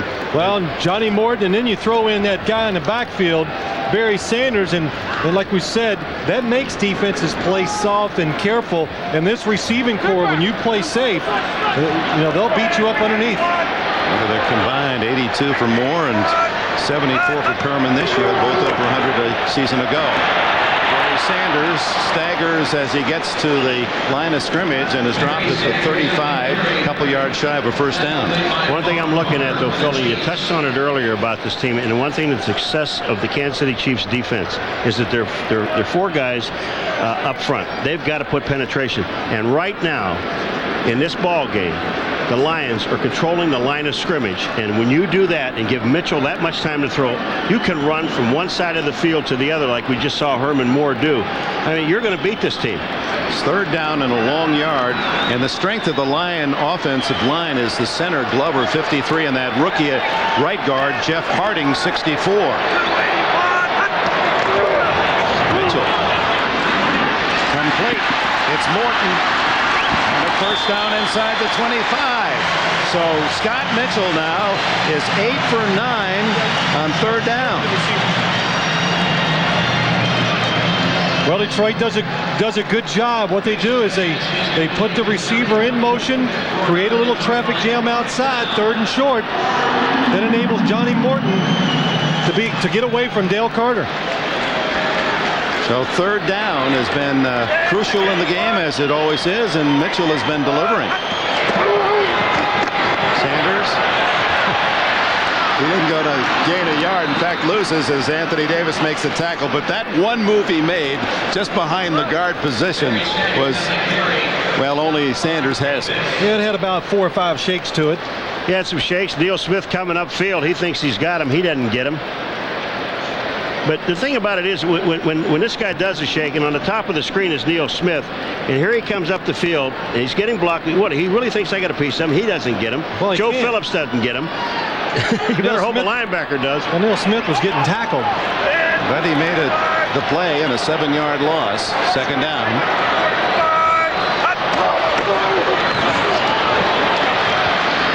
To Sanders, but Sanders had Neil Smith covering him. Smith took Sanders when he came out of the backfield. Well, the one thing Neil Smith has on Barry Sanders is size, and so it's hard to throw over him. And look at him. Oh, I got him. And now he can go home, Paul, and tell everybody, hey, I covered him. Man coverage down the field. And, well, Scott Mitchell, it's open. It's just a fact that really Neil Smith is so high, you cannot drop it over him. But this offensive line, they picked up the blitz. They did a great job. The offensive line has really been good today for the Detroit Lions. Neil Smith will be telling Dale Carter about that coverage. 3rd and 17.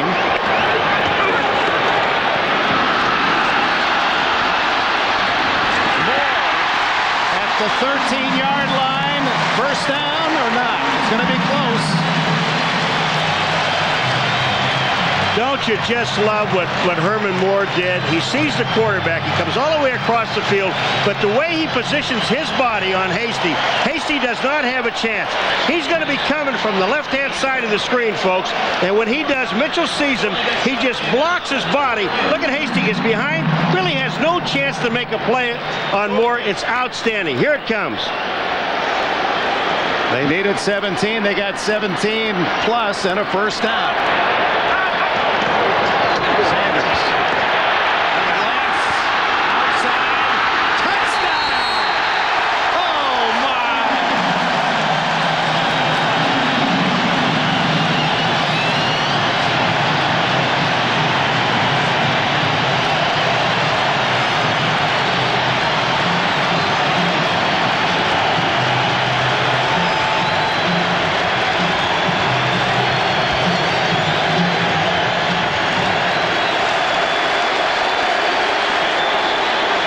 Sanders' 9th touchdown run of the season.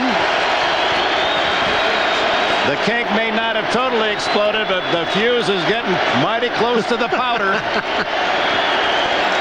Hanson's try for point. It's 21-14. Detroit, 21 seconds left. 3rd quarter.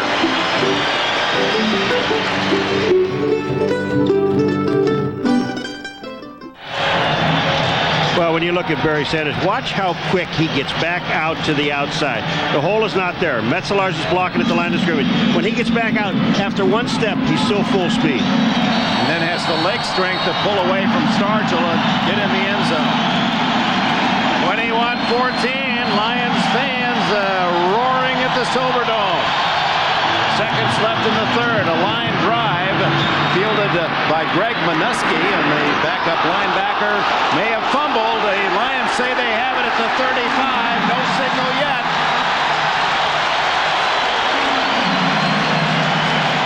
You know, I always love guys standing around the pile. They're standing around pointing. They can't see the ball. Nobody knows where it's at, but they point. Kansas City recovers. With 12 seconds left in the 3rd quarter. Greg Minuski able to recover his own fumble. First of all, he should not even touch this ball. Well, he does a good job of catching it. It's a line drive kick, but I would have turned around and hand it to one of the receivers who's used to carrying it. Keith Washington was the man who stripped him of the ball, but Minuski saves some Thanksgiving embarrassment by ripping away and getting it back.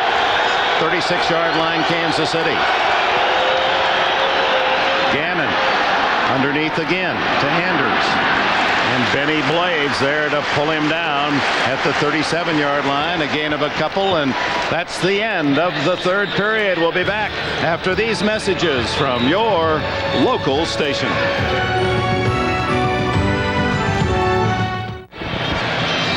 Thanksgiving from the Silverdome in Pontiac, Michigan, where the Detroit Lions now have a 21-14 lead as we open the fourth quarter. Dick Enberg along with Phil Simms, Paul McGuire, and Jim Gray. Kansas City ball, second down 8 at the 38. Rich Gannon with that pass at the end of the third quarter. That was his first pass of the second half. Under pressure, he likes to scramble. He has 5, he has more, and a first down at the 49-yard line. Now that was a very good move.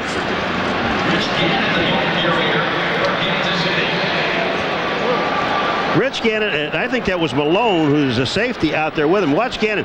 Once he sees Porcher there inside, he just takes off to the outside. Everybody's covered. Watch this little move here. A little dip outside, back to the inside, and goodbye. First down at the 49 for Gannon, who was a running quarterback at the University of Delaware with the Blue Hens. He has 29-yard rushing yards today. The passes, as you pointed out, Paul, all have been very short and safe. Greg Hill finds some room, and he is to the Detroit 35-yard line. A gain of 16 more. I mean, it's kind of unbelievable to think about the Kansas City Chiefs and their offense and only throwing one pass so far in the second half. Well, it's a good job of this Kansas City line of sealing off the inside, and Will Shields, number 68, really a terrific athlete, coming out and leading the way for Greg Hill. Ryan Stewart and Ron Rice finally making the tackle. Paul Hackett making the play calls upstairs. A very conservative plan. Oh, really? Well, it is conservative, Dick, but you got to, but also Marty Schottenheimer's helping him along with this, telling him, run or throw or what situation he wants to put the offense in. And Vanover was the target there, and Gannon's pass awry. Rich Gannon, you talk about thankful athletes. Here's a man that wasn't talented enough in a Philadelphia high school to make it to a big university program. In fact, he lettered in crew at the Philadelphia high school, went to Delaware, then 2 years ago was out of football. He thought he was through. He said he really had kind of made plans for the rest of his life. Well, when he came out of college, a lot of teams did not want to draft him as a quarterback. They thought he was fast enough and athletic enough to be a running back in the NFL. Greg Hill, oh, look at him weave and work, and he's close to a first down.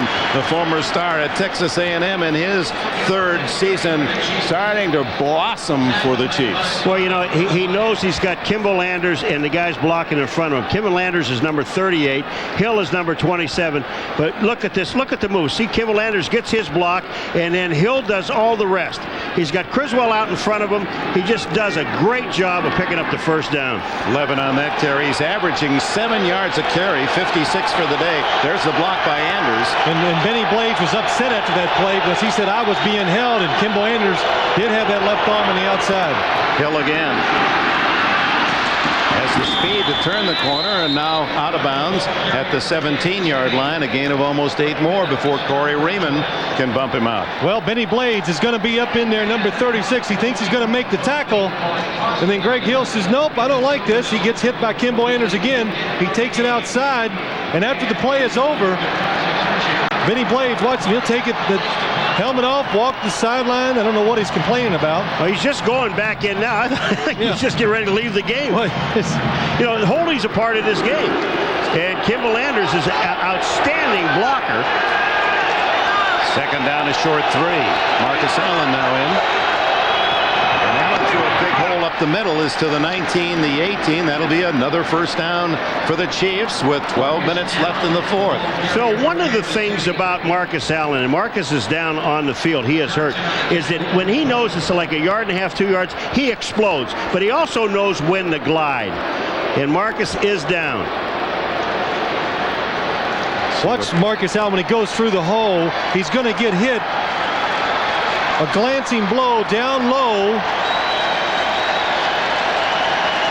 Might have been injured when he hit the carpet. It's a very hard surface here. He's going to get hit. You can see his right knee. You can see it buckle inward. But he's walking off the field. Watch his right knee. The helmet to the knee. You can see the angle. Very fortunate his foot was not planted and didn't get caught in the AstroTurf. And Dick, you're right. We were on the field yesterday. I don't know if it's a step above concrete or not. This is about as hard as any field I've ever been on.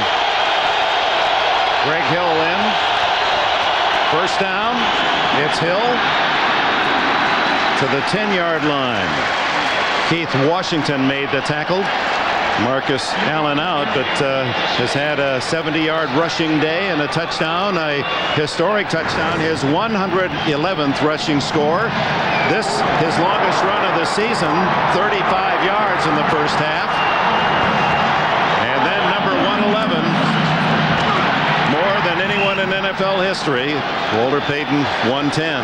And the souvenir.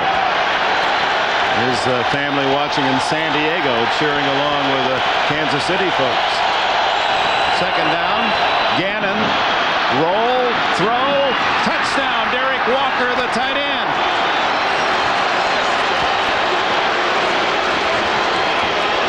This is now you gotta like the call there, I love the call. I love it too. I don't have any problem with that call. That was an excellent call. It shows his mobility to get him to the outside and also throw the ball on the run. And this is one of the reasons why they made the change, because of this mobility of Rich Gannon. And he makes good decisions. You can see 12 of 15 today, but in that drive alone, he made about 3 athletic plays that led to the touchdown and kept drives going.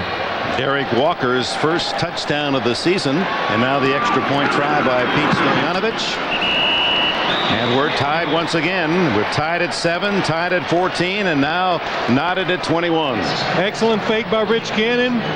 Fakes out Robert Porcher, gets outside, buys extra time, sees Derek Walker coming across. Excellent throw for the touchdown. Let's take a look at the touchdown. Here's Derek Walker, the tight end. Number 99, Pepper Johnson, has coverage on him. And Pepper Johnson is really not fooled by the play-action fake. Look, he picks up Derek Walker right away. But 11 years tackling people from the middle linebacker position, Pepper Johnson just not able to keep up. Would you say he lost a step? How about 5? No, just 1.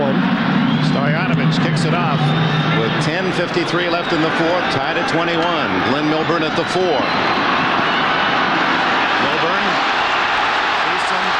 The 35, 40, 45, spins to the 48 of Kansas City.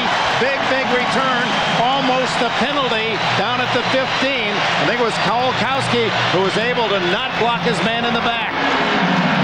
And a tackle thrown to the ground by Aguiar, the kicker. 48-yard return. Watch about the 15-yard line. Right there, 52 Kowalkowski, and he wisely backed off. He could have blocked his man, but he saw the numbers, and that allowed Milburn his run to be allowed. And Louis Aguiar made him pay for that run by Jimmy Paul. Mitchell, incomplete. No flag. Carter apparently timing his move on Perriman. Fans didn't like it. For once, I agree with the fans. Dale Carter, who's been picked on a little the last couple weeks, number 34 up at top. First, he's got a hold of him and hits him well. He gets the left hand involved, falls on his back. And well, his left arm is all the way around him. You can't put your arm on the guy. That should have been called. Usually that's an immediate flag by the officials. That time he gets away with it. 2nd and 10. Sanders behind Mitchell.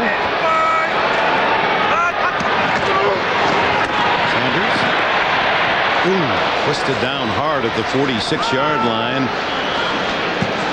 as Anthony Davis helped out Brian Washington. The one thing about Sanders is if you got an area to get to, you must get to it right now. You can't sit there and wait on him. Look at Washington. He's trying to figure out which way he's going. Now Sanders gets back inside, and then Washington just gets him and knocks him down. That's just a great play by the defense. Again, when Sanders comes up into a hole and you have that particular assignment, you've got to get in there. Look at that. 6 minus carries. 13 of his 19 for 3 yards or less, but it's the other 6 that have the defense is crazy. Mitchell throwing deep downfield, flag down as Perriman makes the catch. Brett Perriman tackled at the 3 by Carter. Did he push off? There was a lot of contact over there. Scott Mitchell, what a throw. He told us he loves to throw the ball behind the receiver when there's coverage down the field. Absolutely on purpose. He throws it short. The receiver makes the adjustment. The defensive back never sees the football. Holding during the pass play, number 34 on the defense. Penalties decline. First down. It was unthinkable early in this year. Most teams wouldn't even throw the ball at number 34, Dale Carter. The last couple weeks, everybody's throwing it at him. First off, there's too much contact down the field, but look at the underthrown ball. Brett Perryman comes back. Dale Carter had no clue the ball had been thrown. 44-yard play. Scott Mitchell and the Lions fans like it. First and goal. A team that's been best in the NFL in the red zone. The Lions in scoring touchdowns. Barry Sanders. He is smothered. No gain. Well, see, you're absolutely right. Don't put a guy in front of him. Well,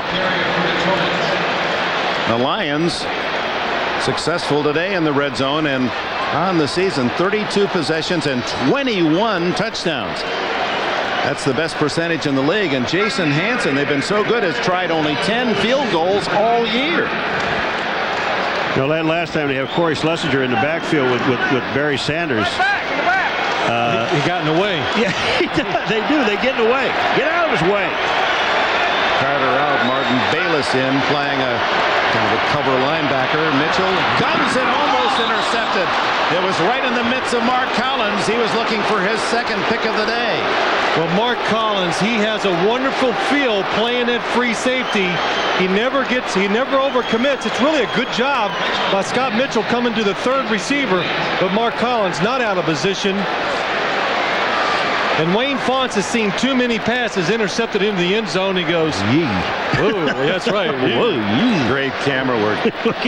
This is really the last couple of weeks, though. Scott Mitchell has thrown some balls in the end zone that have been picked off that are really hurting this offense and the Lions team. Third and goal is Scott Mitchell trying to keep his report card perfect. He's 9 for 9. Third down.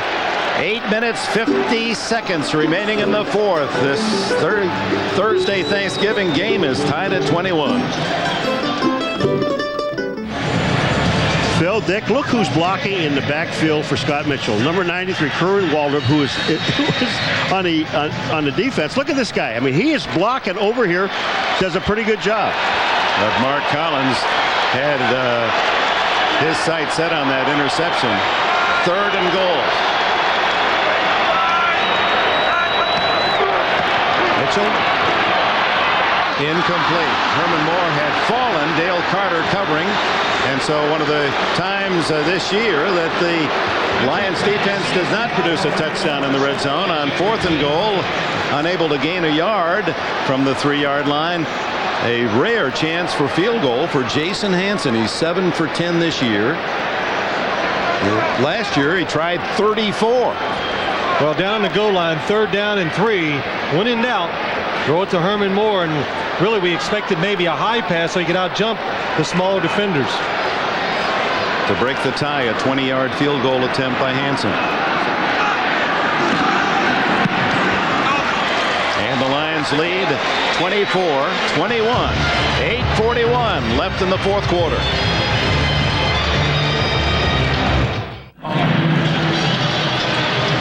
One classic John Wooden coming up, and this classic runner for the Detroit Lions. What a pleasure to be able to watch Barry Sanders do his thing. The most unassuming man I've ever been around. I mean, it's all right, that's fine. That's what I do.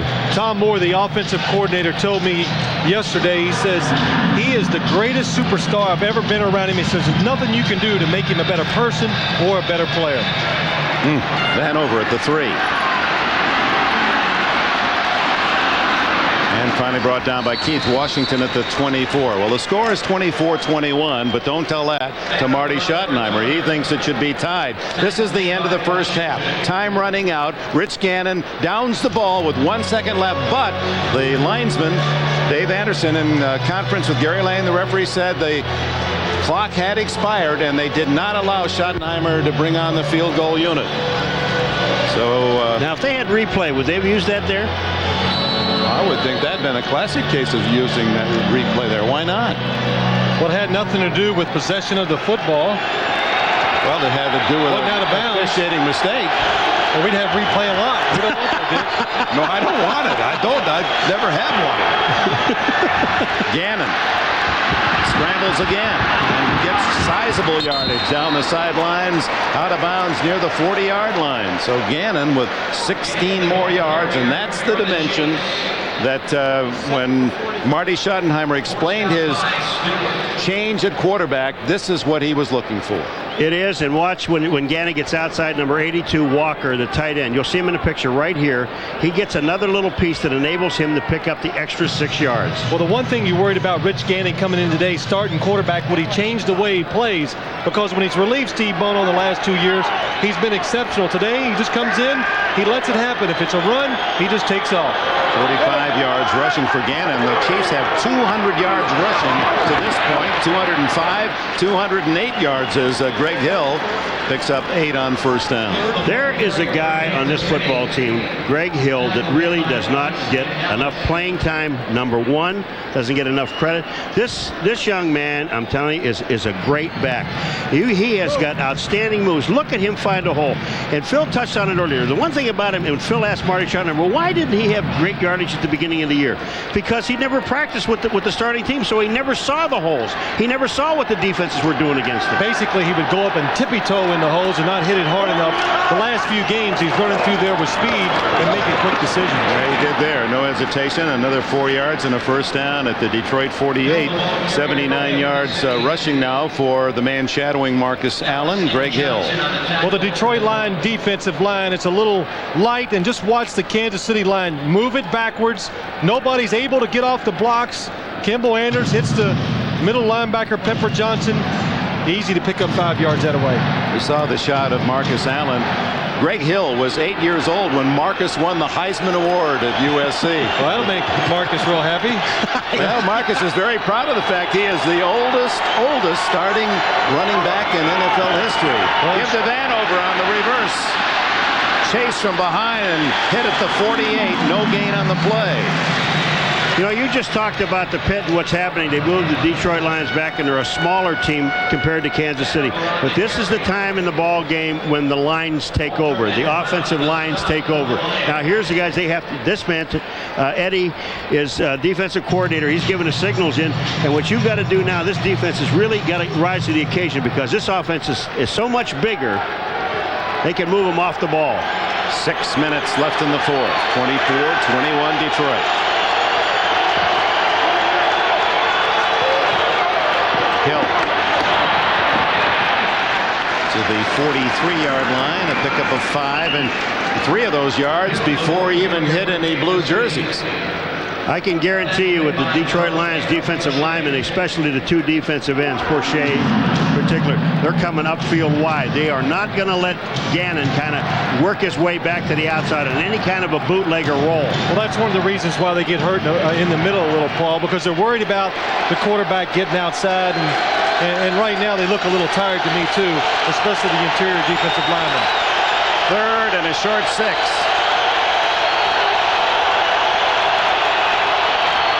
Hill, what a cut. First down at the 36-yard line. Benny Blades with the tackle. 91-yard rushing day for Greg Hill. Well, watch the offensive guard. There you see Will Shields, number 68, doing a good job leading Greg Hill up into the hole, and Greg Hill making an excellent cut. 68, Will Shields pulling around. He's been doing this all day.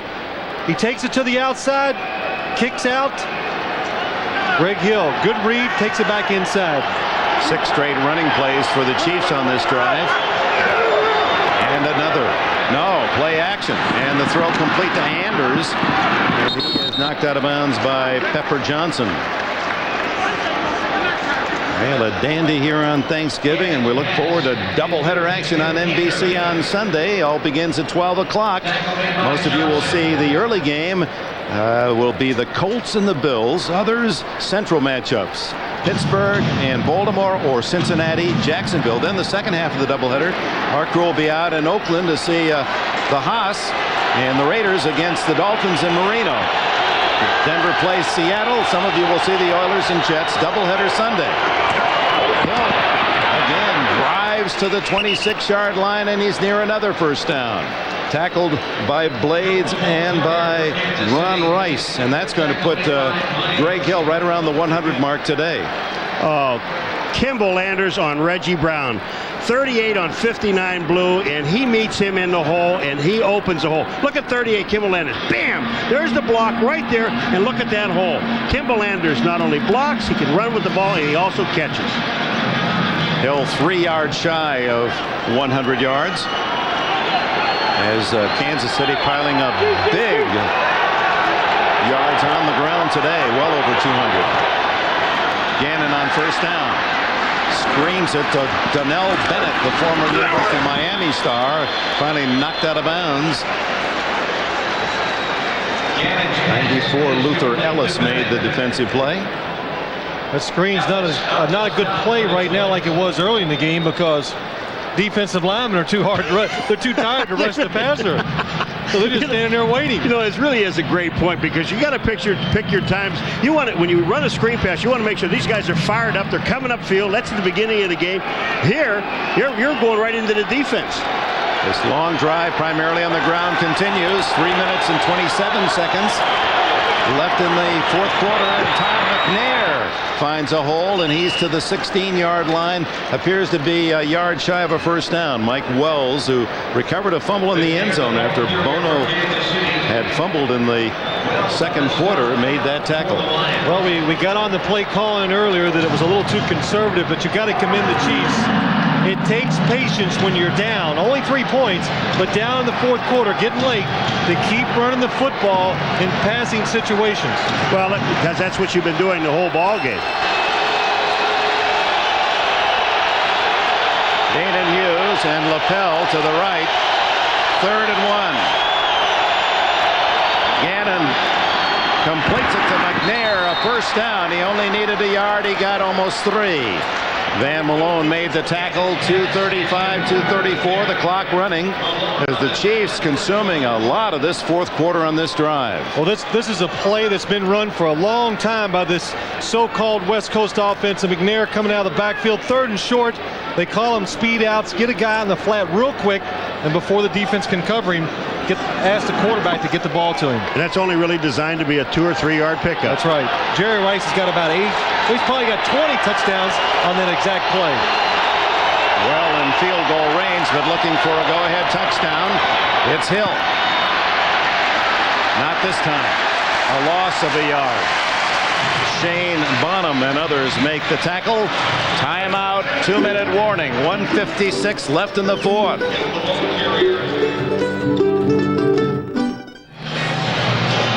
Welcome back. 1:56 left, and look at that Lion defensive line. Air. I need water. Yeah, you'll notice the guys that don't get close to me, please. Yeah, let me get all the air I get. That's right. Yeah, the offense catching a blow as well. It's been a long, arduous drive. 233 yards rushing for the Chiefs in the game, averaging almost 6 yards a carry. And Gannon's 15 for 18 passing, and yet Kansas City trails by 3. Hill. Flags fly. Hill to the 13. We got defense offside. They're running a blitz off the corner, and the blitz man is offside.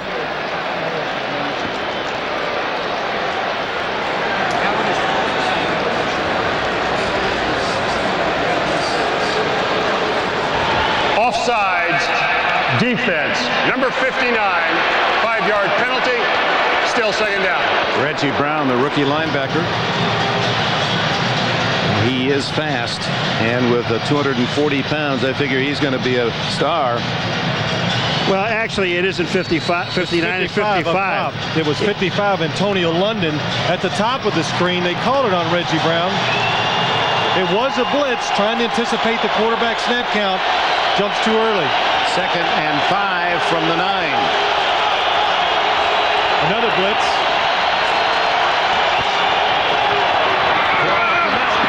Greg Hill to the 2-yard line. 1st and goal for the Chiefs.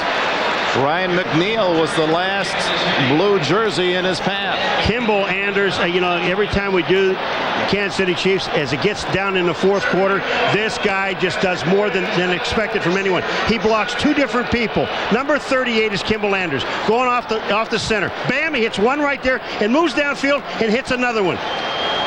That's hustle. And Marty Schottenheimer just being deliberate here, chewing up the clock. And even if the Lions may start to call time, this was called by Kansas City. There's only 1:13 left. It was the Lions 24-21.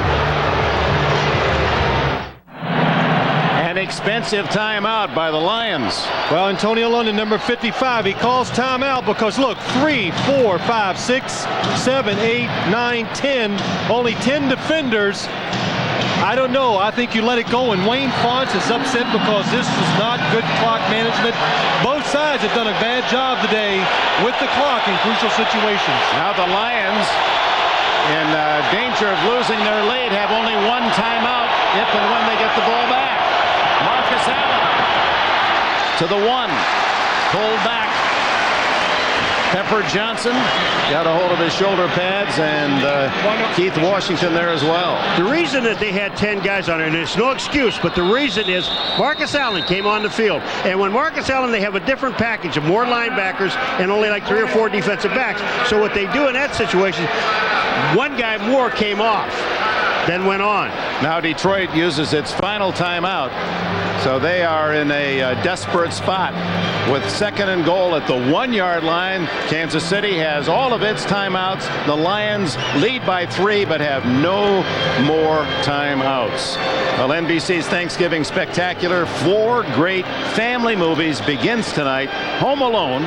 Then Friday it's a network premiere of D2, The Mighty Ducks. Saturday the network premiere, Beethoven 2nd, and Sunday the mega hit Jurassic Park. Now that's the way you're going to be home. Turn on NBC with the entire family at Thanksgiving Spectacular. Great movies all weekend long on NBC. And a reminder after Home Alone tonight, a memorable episode of ER as Dr. Doug Ross saves a boy from a drowning accident. Phil, I believe this is 4-down territory. You don't want to get into overtime with this football team. Not the way as bad as the defense has been playing. 2nd and goal. Marcus Allen at tailback. No signal yet by the officials. They have not said touchdown as yet. The Chiefs think they have a score. Clock stopped at 46 seconds. Touchdown, Kansas City. The 2nd for Marcus Allen.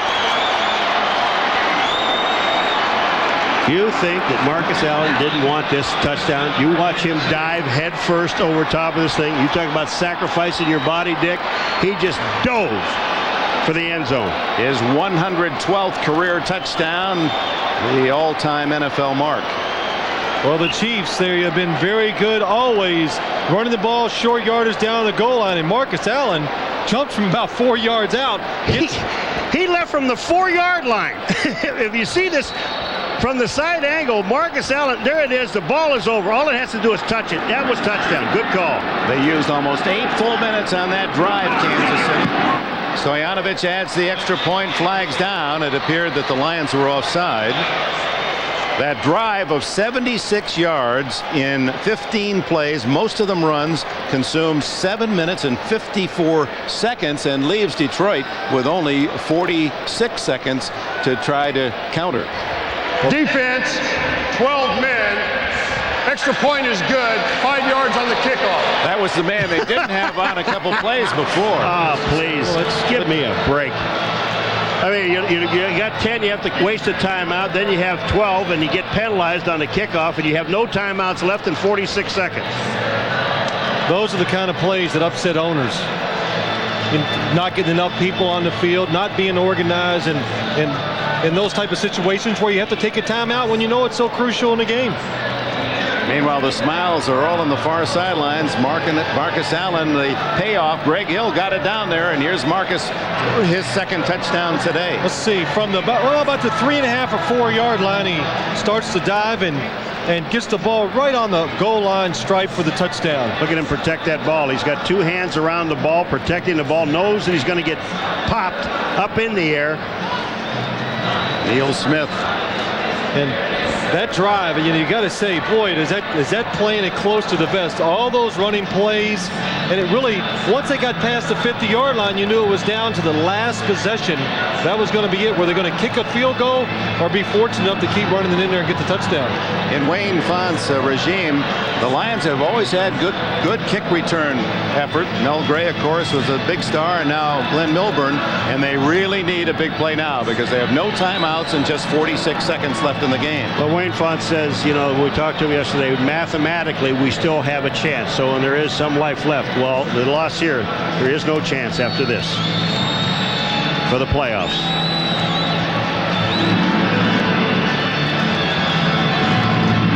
Aguiar gets a squibber. Aubrey Matthews picks it up. Matthews chased by Danon Hughes, and Reggie Tongue finishes the job. What are you looking at me for? Reggie Tongue makes a play. I know, that's how I called it. Just bite yours. 46 down to 37 seconds. So Matthews, in trying to find a block, consumed a lot of time traversing the field, and the Lions have it at the 17-yard line. The story of this game, Rich Gannon in his debut as a starter, 15 for 18, 120 yards, 2 touchdowns, also rushed for nearly 50. And Kansas City for 242 yards rushing. Mitchell underneath and complete to Morton.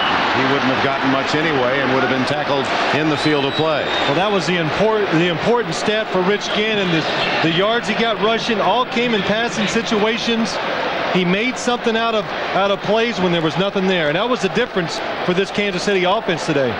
I'll tell you what I like to see here, though. I mean, there's only 31 seconds left to go, and they're throwing a short pass. You really can't go deep on these guys, but get the ball in the hands of Barry Sanders one more time in space, and maybe he can make some things happen. Mitchell steps up, throws complete to Moore at the 30, but the Lions need 4, not 3, and they're now on their own 30-yard line. Well, 13 on the play. Sorry, Dick, you should kill the clock right here. Don't even take a chance of running another play. Flag down. I believe Sanders hadn't set. Underneath to the tight end Metzelaars. His first catch is a 40. Clock stops with 8 seconds. I mean, why are you throwing the ball in the middle of the field under any circumstances here? You should be throwing the Hail Mary right from the start, the very first play, but... Well, with a penalty here, 10 seconds will be taken off the clock. That's it.